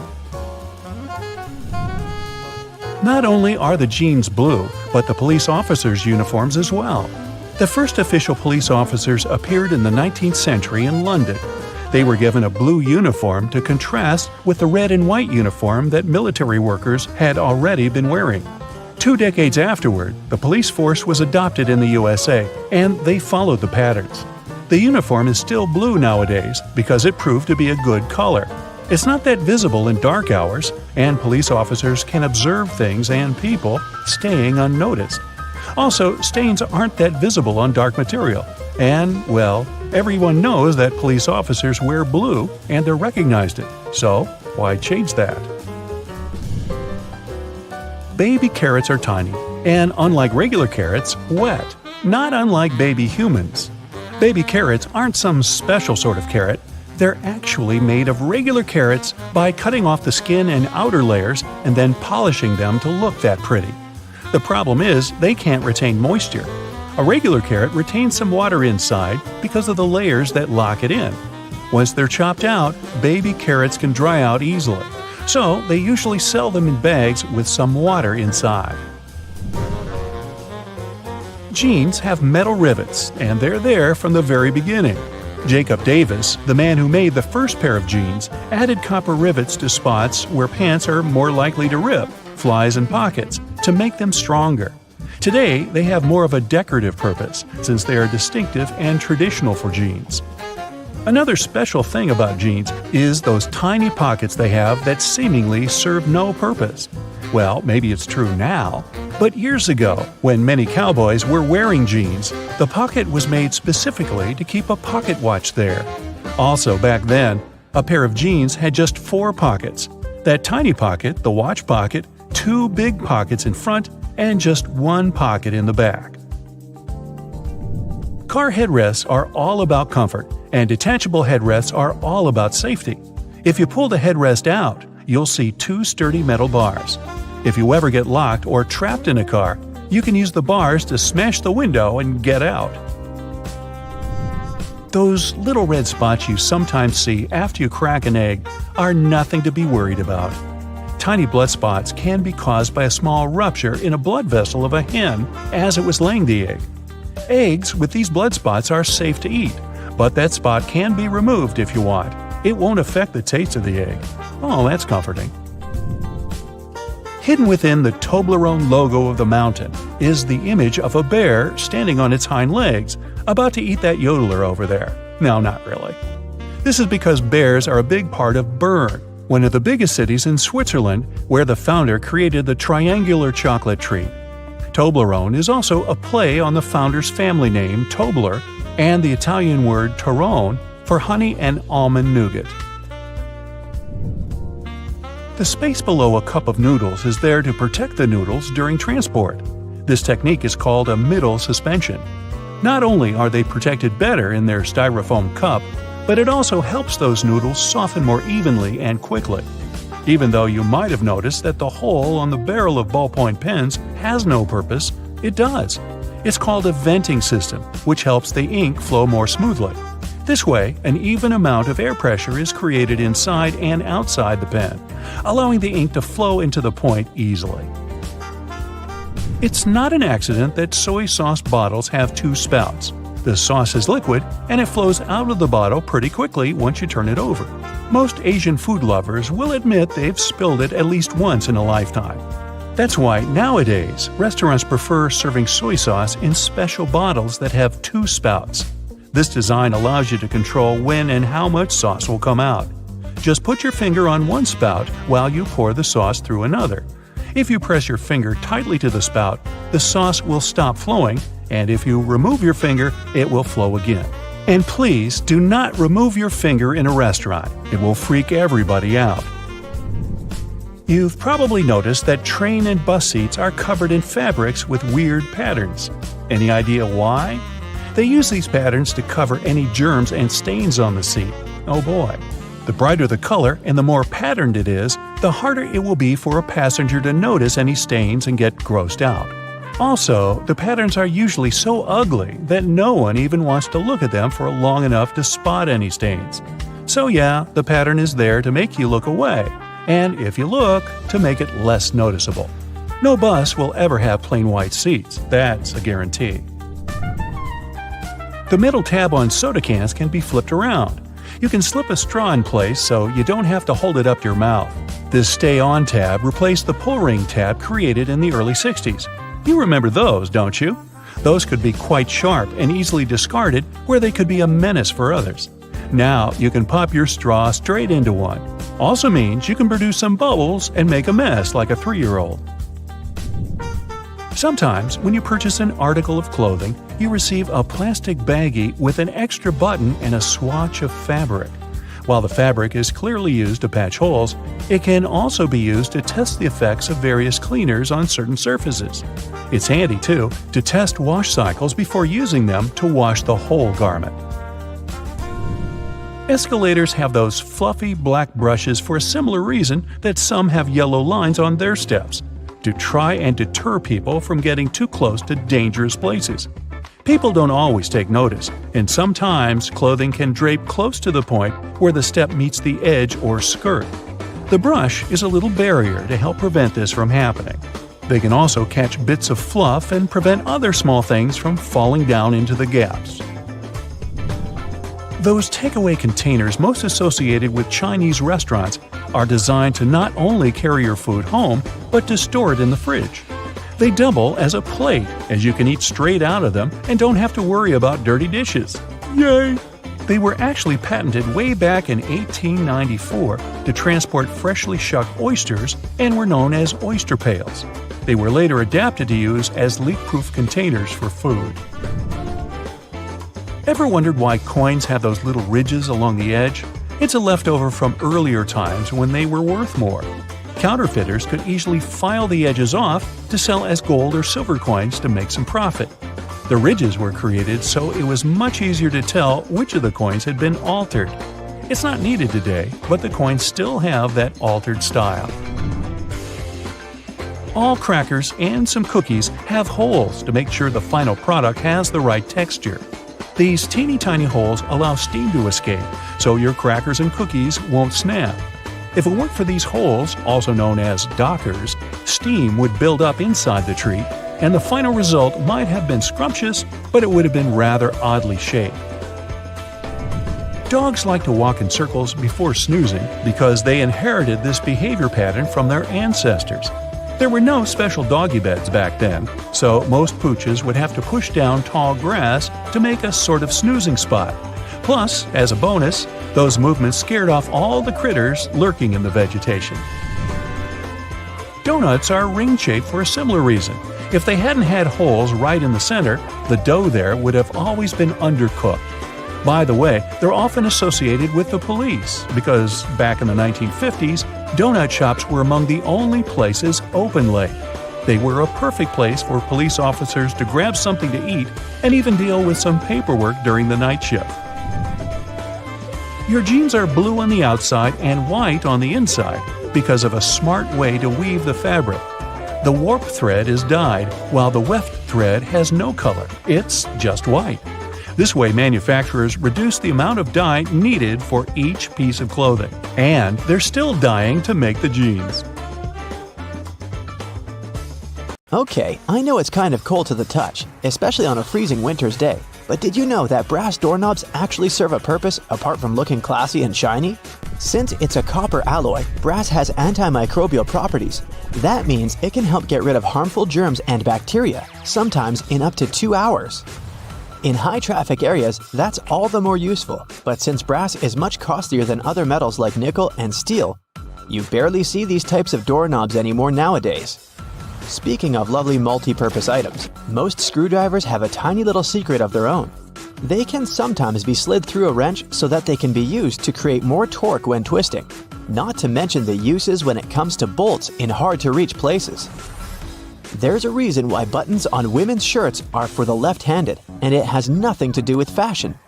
This practice dates back to the times when chambermaids were helping ladies dress themselves, and it was easier for them to perform their job with this orientation. Having the buttons placed as such indicated a sign of wealth, so it's easy to imagine why the practice carried on, even though most people dress themselves nowadays. Next time you receive a package in your mail, take a look at your box cutter. If it features some diagonal lines on the blade, you're in for a little design perk. Turns out that these are blades that snap off. Continuously cutting cardboard can dull the sharp edge of the blade. To help prevent the need to buy a brand new box cutter, the top segment along the next line can be broken off to reach a new sharp edge.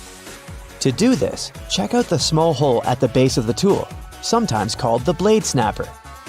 The people that first came up with this brilliant invention were engineers inspired by the way chocolate bars are segmented. Hold on a minute, don't throw away the cardboard package just yet. Most likely, you'll have some silica gel packets somewhere at the bottom of the box. Since this gel is basically a drawing tool, it gathers up the moisture out of its environment, so you can store these packets for further occasions. Whether you'll need to dry out your phone or some other electrical object, you can place them in a container next to the silica gel to reduce the damage. You don't have to be a mechanic to know when a standard car tire needs replacing, since they come equipped with a neat indicator. Take a closer look, and you'll see that treads within the tire are a bunch of rubber notches. When the treads are evened out with the perpendicular bars, it's a sign you need to book an appointment with your local car service, since most likely the tires have lost most of their traction and may not be safe for driving any longer. The upper corners of a car windshield feature textured black dots melted into the glass edges. This neat add-on isn't there for design purposes. It's called frit glazing, which means that a special type of ceramic paint is added to the window for protecting its sealant from UV rays. It also conceals and creates a coarser surface for the adhesive used to set the window in place. Whenever you're up for a drive, check out if there's a small tab under your car's rearview mirror. Bet you didn't know it's there to help switch the mirror from daytime to nighttime views. It uses a prismatic glass technology to blur the reflection and reduce the glare of headlights behind you in traffic. People came up with these manually tilted mirrors in the 1930s, but they became standard somewhere in the 1970s. While you're in the car, check out the headrests, as you most likely don't know that they carry a little disguised purpose. Of course, they're adjustable to accommodate passengers of any height so that they get the proper support for their heads and necks. The hidden feature is that they are detachable and come with two very solid metal bars. Should you ever find yourself stuck in a car and need to make a fast getaway, these bars come in handy to crack out the car windows. So you're out for a drive and you're suddenly out of gas. What I'm about to describe sounds more like a meme than an actual situation bound to happen. But what if you're in such a hurry that you accidentally drive off with the gas nozzle still in the tank? Well, the nozzles have been designed to prevent any hazards from happening, rest assured. They feature a breakaway device that will allow the hose to separate when taken out with enough force. Initially designed in the early 20th century to be worn exclusively by basketball players, sneakers soon became one of those fashion fundamentals, similar to jeans and leather jackets. If you take a closer look at them, you'll see they have two extra holes on the side, similar to the shoelace holes. They're manufactured as such not only to provide extra ventilation, but to allow people to get extra creative with their laces when wearing the shoes. Admit it, you've always thought that chopsticks are merged at the end for the sole purpose of keeping them together until you're ready to dig into your meal. That may or may not be the whole truth. Under a more detailed inspection, the wooden tools feature a square-shaped end.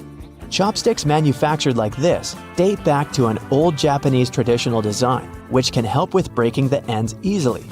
The separated end can then be used as a resting block for the chopsticks to keep it more sanitized in hopes it can be used again, since they won't be touching the table or any other surface. Women's bikes have a special design which, surprisingly, has a historical and fashionable purpose. The lower frame is for the most part meant to make up for the generally shorter height of ladies, compared to that of the average gentleman. While that is the case for handlebars and saddles, the overall frame is lower for an additional purpose.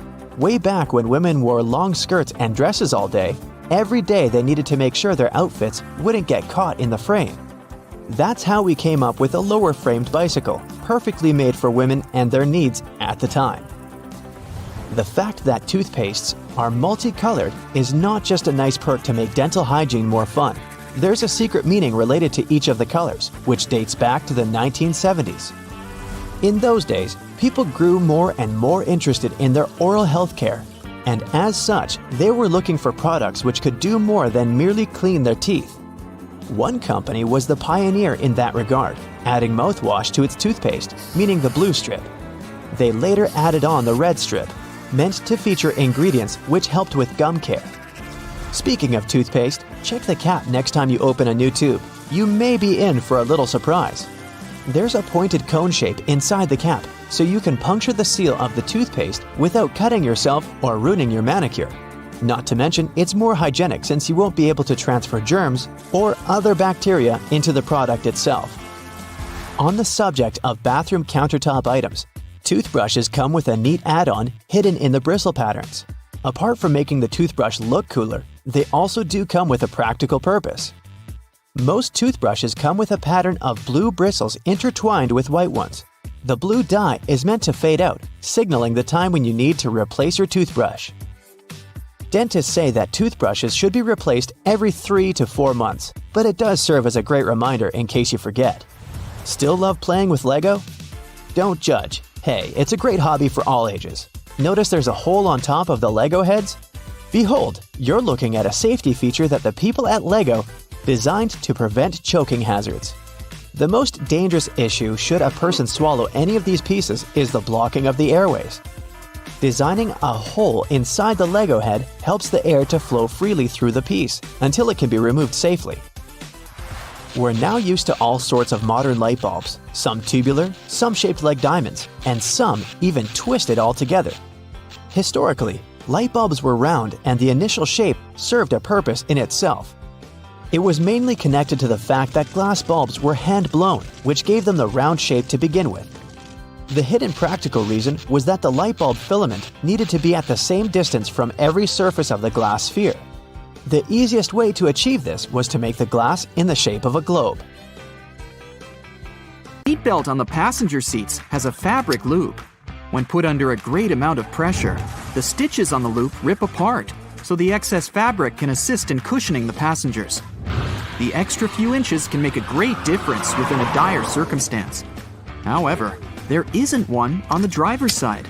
As the driver is so close to the steering wheel, it's safer for them not to have one.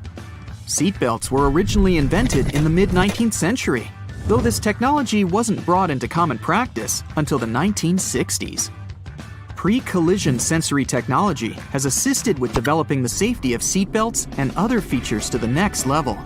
Effectively predicting a car's collision, the technology directs the seatbelts to automatically tighten, aligning the airbags and ensuring the brakes will be preloaded to reduce shock. Every year, 6 million car accidents occur, which explains why all cars still must continue to develop safety features, not only to alleviate accidents, but to protect people more effectively within their cars. The materials that make up the body of cars only started getting replaced within the last 25 years, ranging from aluminum and magnesium alloys to carbon fiber composites. These lighter materials not only enable a more fuel-efficient journey, but they also ensure that when a car is in an accident, its build provides a crumple zone. As a car hits another object, the crumple zone absorbs energy from the collision. Although this would appear to cause more damage to the car, it helps prevent impact on the passengers. Front and rear bumpers are very underrated, and due to their long history of being used in cars, you can't imagine a time we didn't use them. They were invented in the late 1800s. The bumpers evolved over the years to the point we don't even realize we have them. But they're there, quietly waiting under the outer covers, consisting of compressible foam or plastic around a rigid reinforced bar. All the windows of your car are made of glass, but the windshield is made of a shatterproof version. It's laminated, so whatever might hit it, you can be sure there won't be any shards of glass falling into the front seats. Normal glass was used up until the 1950s. As vehicles became more prominent, they made modifications to ensure safety. Airbags seem like another common feature that has always been there. In fact, they were originally invented in 1968 and were ahead of their time. They slowly gained popularity, and through safety precautions for cars, they eventually became mandatory for all cars to have, only in 1998. They have since developed from just being an airbag within the steering wheel. Today, depending on the vehicle, they can be located throughout the car, ensuring all potential passengers will be protected. Crash sensors connected to an onboard computer detect when a collision occurs and trigger the bags, inflating within milliseconds and providing a cushioned safety within a blink of an eye. It can be difficult to predict the weather, and even more so to determine traction on the road. In the late 1960s, anti-lock braking systems, ABS, were implemented in vehicles. Before that, they had been used in many aircraft, with designs going as far back as 1908. They soon became a necessity for all vehicles, ensuring traction is maintained on slippery surfaces and that there is complete control when braking. Today, ABS has advanced so much that the latest variations ensure further detection when there are strong crosswinds. Cruise control, initially invented in 1948, has been in constant development over many decades. Today, adaptive cruise control ensures that when the car is cruising at a constant speed and detects a slower car ahead, it will then adjust the speed to match the car in front. Other advanced variants may also ensure the car will make a complete stop once identifying that the car in front has done the same. It's easy to forget to have your high beams on when driving on the long and lonesome road for many hours. Automatic high beams are quickly becoming more common. High-tech camera modules can easily determine what type of light is passing through and help ensure when the high beam will be necessary.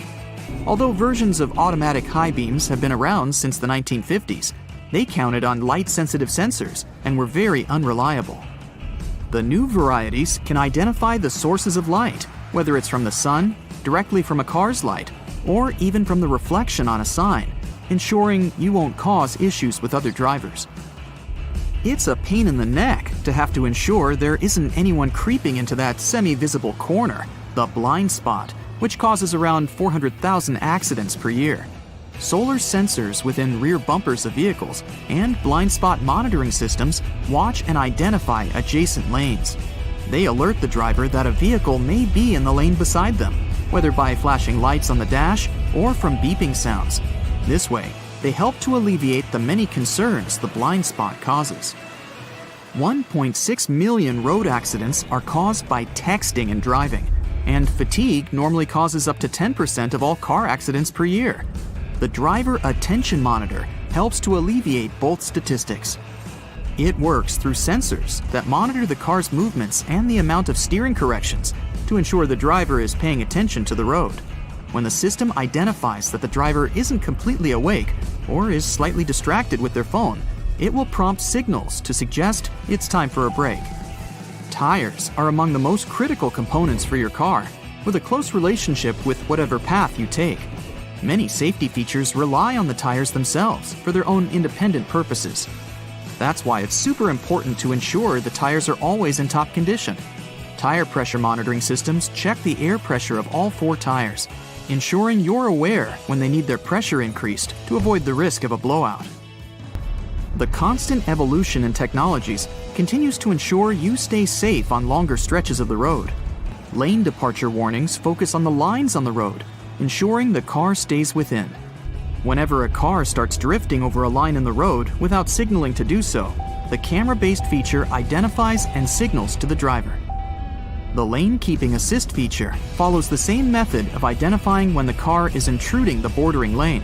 When it gets too close, it will readjust the steering and center the car within its appropriate lane. Other features in more advanced cars have autonomous driving capabilities. The autopilot systems have taken cruise control to the next level. Not only does it allow the vehicle to steer itself in the intended lane while maintaining a set speed, but it also changes lanes when required, making the ride more and more efficient. For example, night vision using thermographic cameras to look out for pedestrians and animals nearby. It goes within the infotainment screen, facing frontwards and identifying objects from their heat signatures. It's estimated that there are over 1.4 billion cars in use worldwide, and as the world's population increases, it's expected that the number of cars will follow suit. Safety features will continue to adapt further beyond what we know of today. Infrared headlights will be further adapted to be used in conditions with poor visibility, like storms, snow, and fog. They'll be capable of enhancing the visibility of the driver in all conditions without affecting the sight of passing drivers. Driver override systems will soon be able to monitor and identify human behavior. Whether due to reckless conduct on the road or for other safety precautions, cars will soon have the functionality to take complete control of themselves, ensuring both the passengers and the driver's safety. Augmented reality windshields are in early development already, providing some indicator reflections from the dash onto the windshield. So it's quite possible that soon all necessary directions from maps and alerts will appear right in front of the driver to ensure they never take their eyes off the road. Airbags will soon not only just be used within a car to ensure the passenger's safety, they will also activate from the outside of the car once they identify a definitive collision. The airbags will inflate outwards, covering the entire outside of the car and drastically reducing its impact. It may be so advanced that the bodywork of the car won't even need to be buffed out. The future technology of cars is expected to be so progressive that the cars themselves will have their own form of communication, not with human drivers, but with other cars. Just imagine, cars communicating and sharing information as they identify roadblocks, issues on the road, or disruptive weather patterns. It will all ensure the most efficient and safest route possible.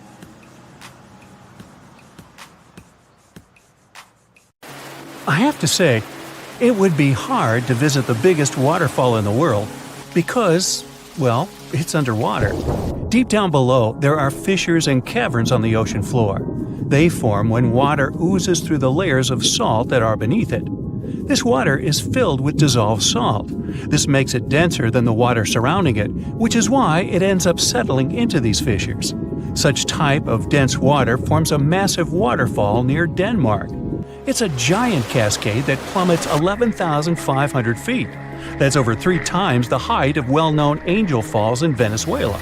So the colder water of this waterfall sinks after it collides with the surrounding water that's less dense.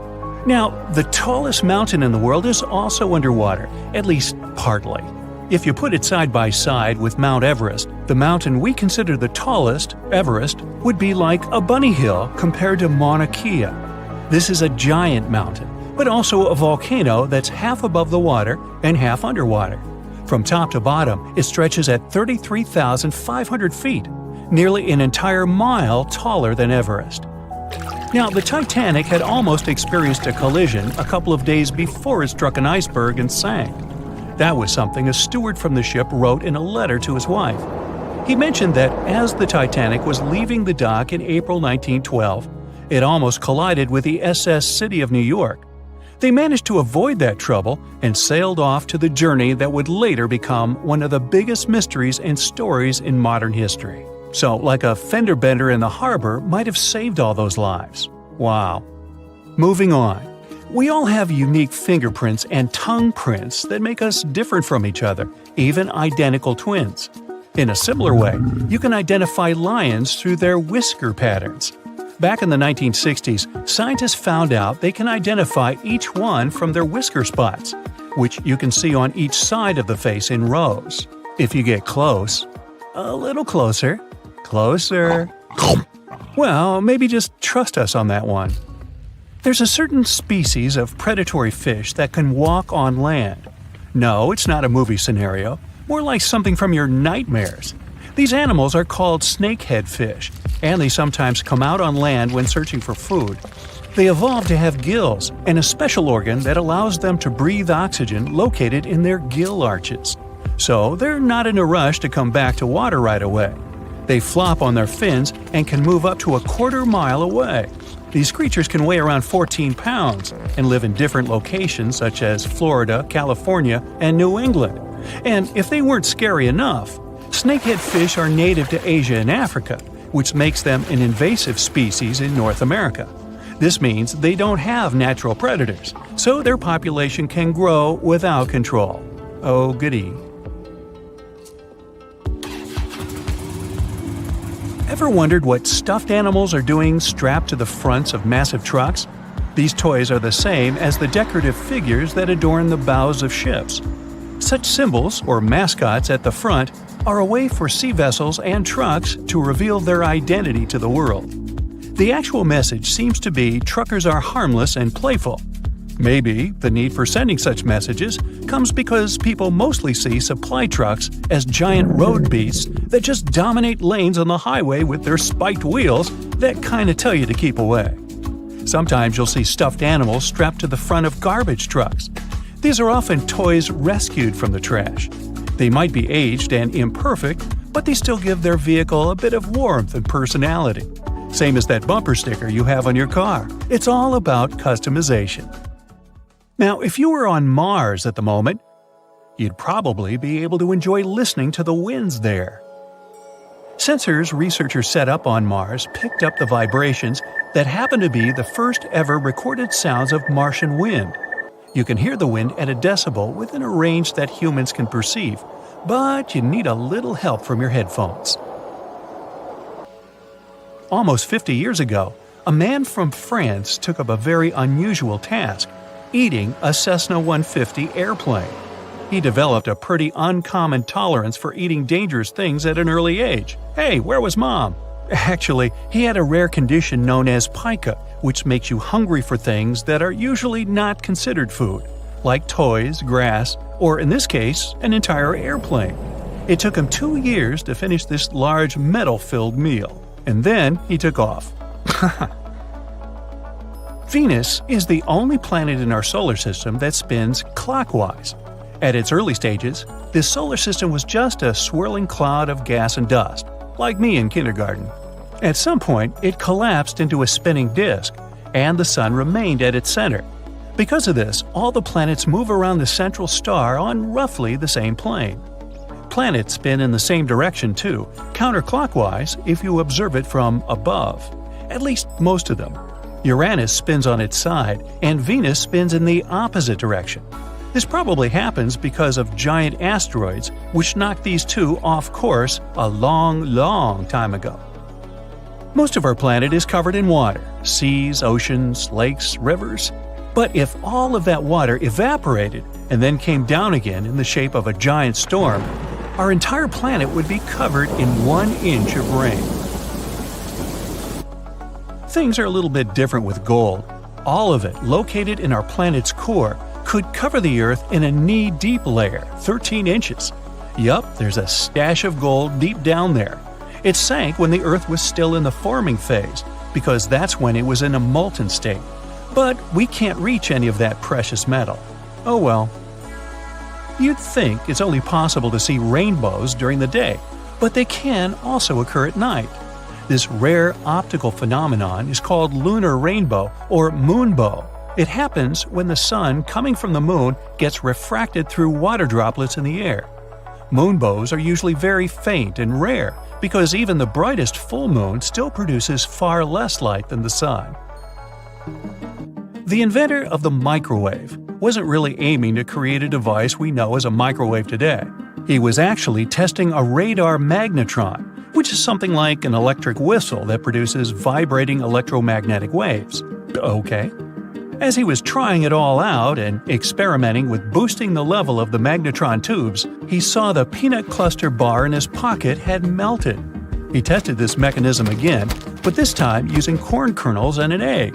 Then he realized he found something potentially way more useful than the issue he was trying to solve in the first place. Plus, he could heat up his lunch. The tallest tropical tree in the world is 330 feet tall, with a weight of more than 180,000 pounds. That's bigger than a jetliner. You can find it on the island of Borneo in Malaysia. One of the local climbers managed to reach the top to get the official measurement.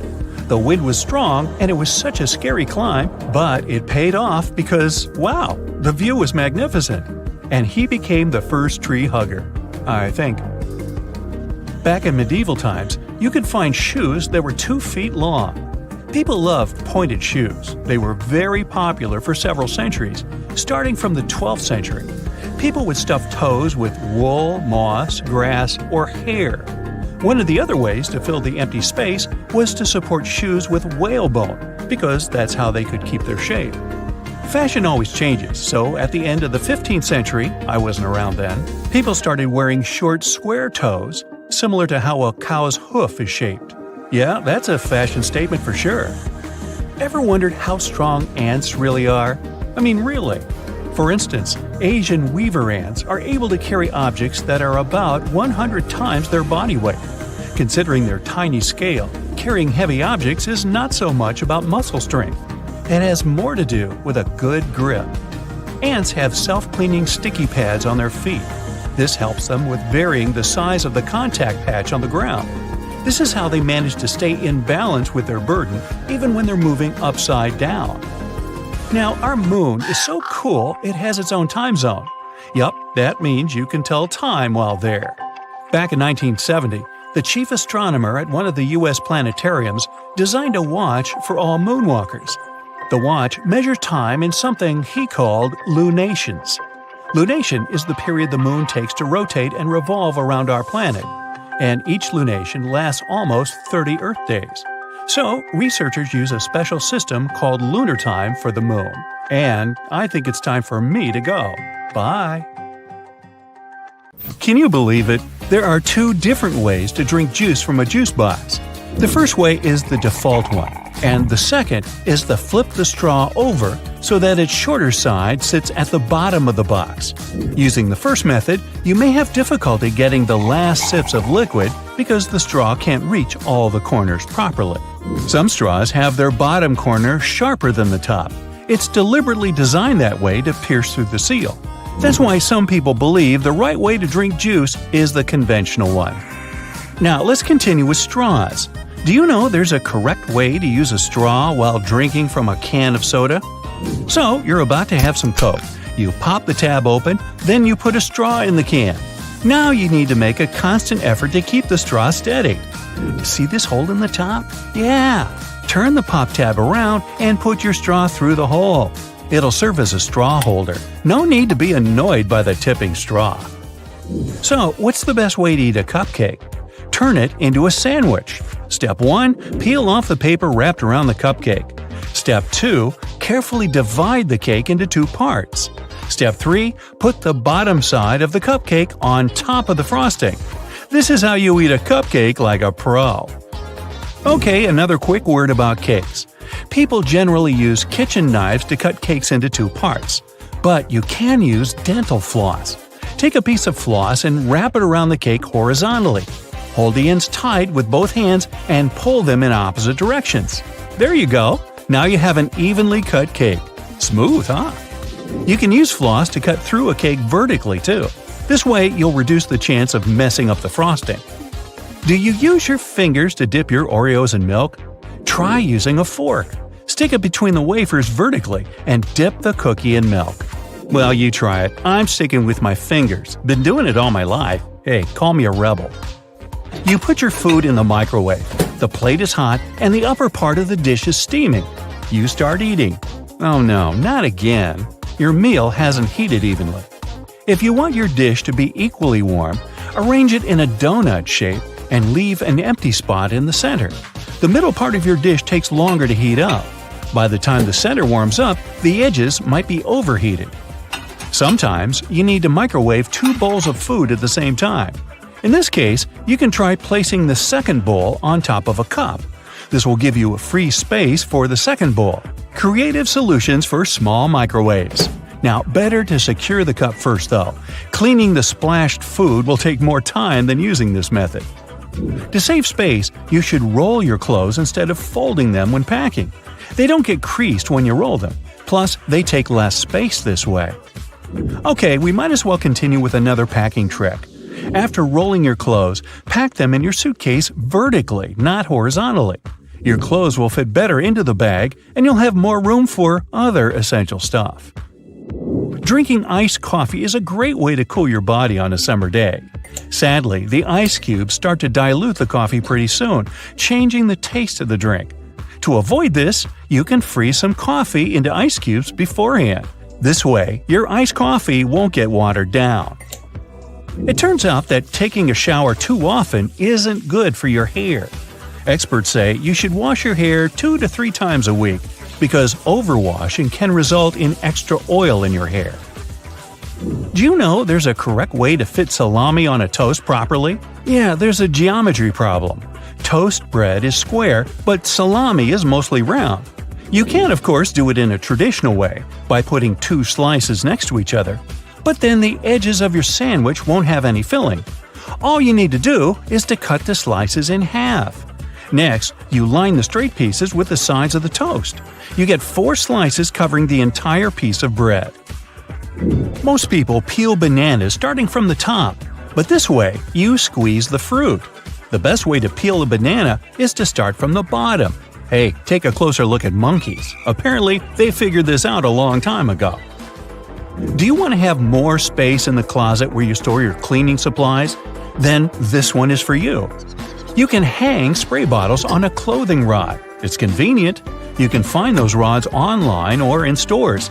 This way, you'll keep your cleaning sprays organized. Also, this method leaves more cupboard space for other cleaning supplies. There's a right way to hold a burger. Grab it with both hands. Now place your little fingers at the bottom next to your thumb for extra support. You want to cross out miswritten words? You can draw a line on top of them, but in most cases, you can still read the words. Instead of scribbling some lines, just write a bunch of random letters on the top of the word you want to cross out. Problem solved. What is the best way to cut crusty bread? By turning the loaf upside down. The underside of the bread is usually softer than the top, but try not to squeeze the bread too much. The traditional way to drain pasta is to place the colander in the sink. After that, you drain the water and put your pasta back in the pan. But this method isn't the most effective. Sometimes pasta gets into the holes of the colander. The second option is less difficult. Place the colander into the pot and, while holding them together, drain the water. This way, you don't have to move your pasta from the pot. This trick works best if your colander fits your pot. If you don't want to buy several colanders, you can still use this method, but you should be more careful during the draining process. Now, does your freezer ever spoil food? You put ready meals and groceries in the freezer. 2 weeks later, you'll open it only to find your food freezer burnt. There are 2 reasons for this. First, you stock your freezer with too much stuff. Overloading can block the vent. Then the air inside the freezer won't circulate properly. The second reason might be the wrong temperature. The recommended freezer temperature is 0 degrees Fahrenheit or a bit lower. Now, what's the best way to hold a steering wheel? Most people clutch it at 12 o'clock, 2 o'clock, and 10 o'clock.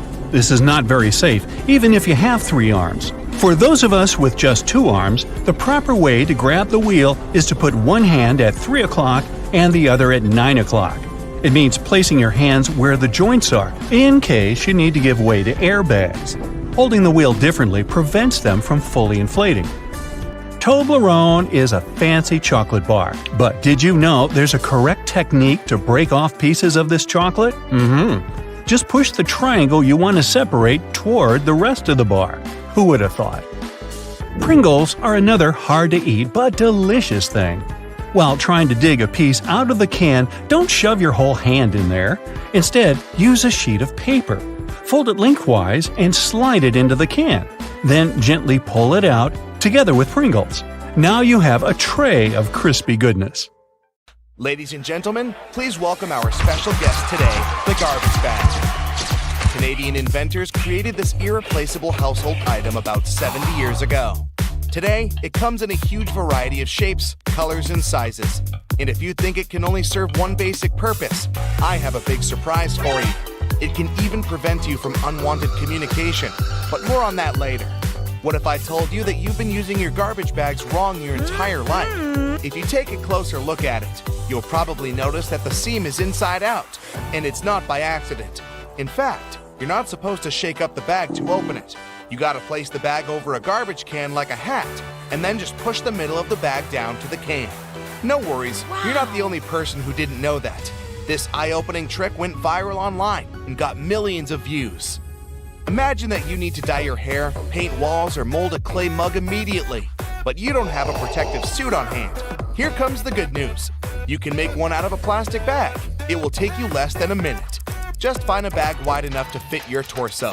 Cut one hole in the bottom of the bag for your head and make 2 holes for the arms on the sides. Voila! Feel free to make a hat from another plastic bag to protect your hair. When the job is done, you can wash this handmade suit and reuse it. Our next hack is for those who don't like to waste money. You can use a real plastic bag instead of a raincoat that looks like a plastic bag anyway. Just make a round cut for your face and you're ready to go. You can reuse it as many times as you want. You can use a plastic bottle to create a recycled bag dispenser. Take a large bottle. It can be either a bottle of soda or washing gel. What matters is its shape. It must be straight so you can easily store bags inside it. Wash the bottle, dry it, and cut off the bottleneck and bottom. Turn it upside down. There you go. Your bag dispenser is ready. You can use your imagination to paint and decorate your DIY project with stickers and lettering to your taste. When the design is ready, attach it to the back of the bottle and stick this holder to the wall in your kitchen or one of the cabinet doors. Imagine you've been planning a perfect hiking weekend for ages. But when you actually get there, it starts raining. Don't rush back home. Plastic bags will serve you well if you need to put your clothes or equipment on wet grass. Also, you can make an emergency sleeping bag cover using a large garbage bag. After the rain, it will serve as a nice mattress to lay under your sleeping bag to protect it from moisture and provide an additional layer for a cozy nap. Just fill the bag with some soft leaves and straw that lie on the ground, and there you go. A large garbage bag can be your best friend when you're camping with friends somewhere in the wild. You can turn it into a temporary handmade shower, toilet, or even a dressing room out of it. Just hang it on the tree and no one will spy on you. If you went for a walk wearing a pair of your favorite shoes that get wet easily, here's an easy tip to keep your socks dry. Put plastic bags over your socks. Tuck the edges of the bags into your socks or trousers, and then put your shoes on. There's one obvious drawback though. Feet can slip inside the shoes, so be careful. These plastic socks are also handy when you're trying to put on tight jeans that usually make your feet stick inside them. Have you ever had your bag torn at the worst possible moment? A plastic bag with handles can become an emergency backpack. Just place your stuff inside the bag, put your hands through the handlers, and you're ready to go. A garbage bag is also a good material for book covers. You can reuse multicolored bags to create a unique pattern for your favorites. You're moving to a new house and packing all your belongings. Suddenly, you run out of boxes. Sounds familiar? No problem. Grab a package of large garbage bags and pack the remaining stuff. Unlike boxes, this packaging will protect your property from rain or snow. Garbage bags are especially good for packing blankets, pillows, and stuffed toys. If you need to make a vacuum packing for your clothes or stuffed toys, simply put your belongings in a trash bag, place a tube from your vacuum cleaner inside the bag, and then turn it on. The vacuum cleaner will remove all your excess hair from the bag, and you'll save space in your suitcase or basement. Someone really special has invited you home to cook a romantic dinner together. Finally, you want to show all your extraordinary cooking skills, but your special someone doesn't have an apron, and you don't want to mess up your new outfit. No worries. Make an emergency apron using a large garbage bag. It will surprise that special someone even more. Speaking of stylish outfits, are you familiar with the term garbage bag dress? Celebrities and famous fashion brands shock the audience with outfits looking like trash bags from time to time. Some of them actually make outfits using garbage bags like fabric. It's a popular option for young artists who can't afford to buy and use expensive fabrics. Garbage bags are very flexible, so they are a useful material for making patterns for future outfits. When it comes to garbage bags, the DIY project's possibilities are almost infinite. People use bags to make lampshades, clothes covers, small cosmetic bags, makeup organizers, recycled glasses, and whatnot. Some even weave baskets, bags, and floor rugs out of them. It's pretty easy to handcraft a rug. You need to cut several bags into equal strips and weave a long braid from these strips. Now twist this braid into a spiral and tie or glue each layer together. To secure this entire construction from breaking, you can screw your rug on a sewing machine from the middle to the edges, as if you're drawing a star.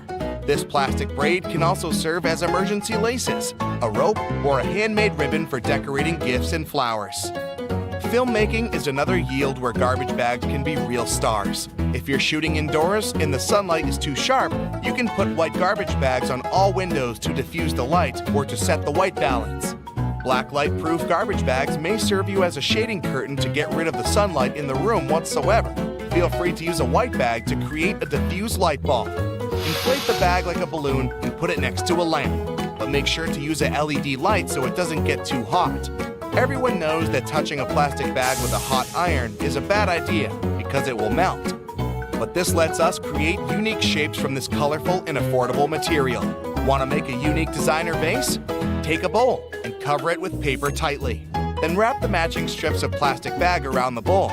Now place another layer of paper on the top and gently iron over the entire surface of the bowl. Voila! The plastic's melted and you got a new stylish and eco-friendly vase. Garbage bags can produce very cool sound effects. If you live in a desert where it never rains and need to recreate that relaxing sound, use a plastic bag. It's always better to speak up like an adult, but if that doesn't work for you, here's a quick fix. Next time some annoying person calls you, don't bother to make excuses why you can't talk right now. Just grab a garbage bag and rustle it into your phone speaker yelling, "Hello? Hello? I can't hear you!" Confession time. Have you ever used this trick?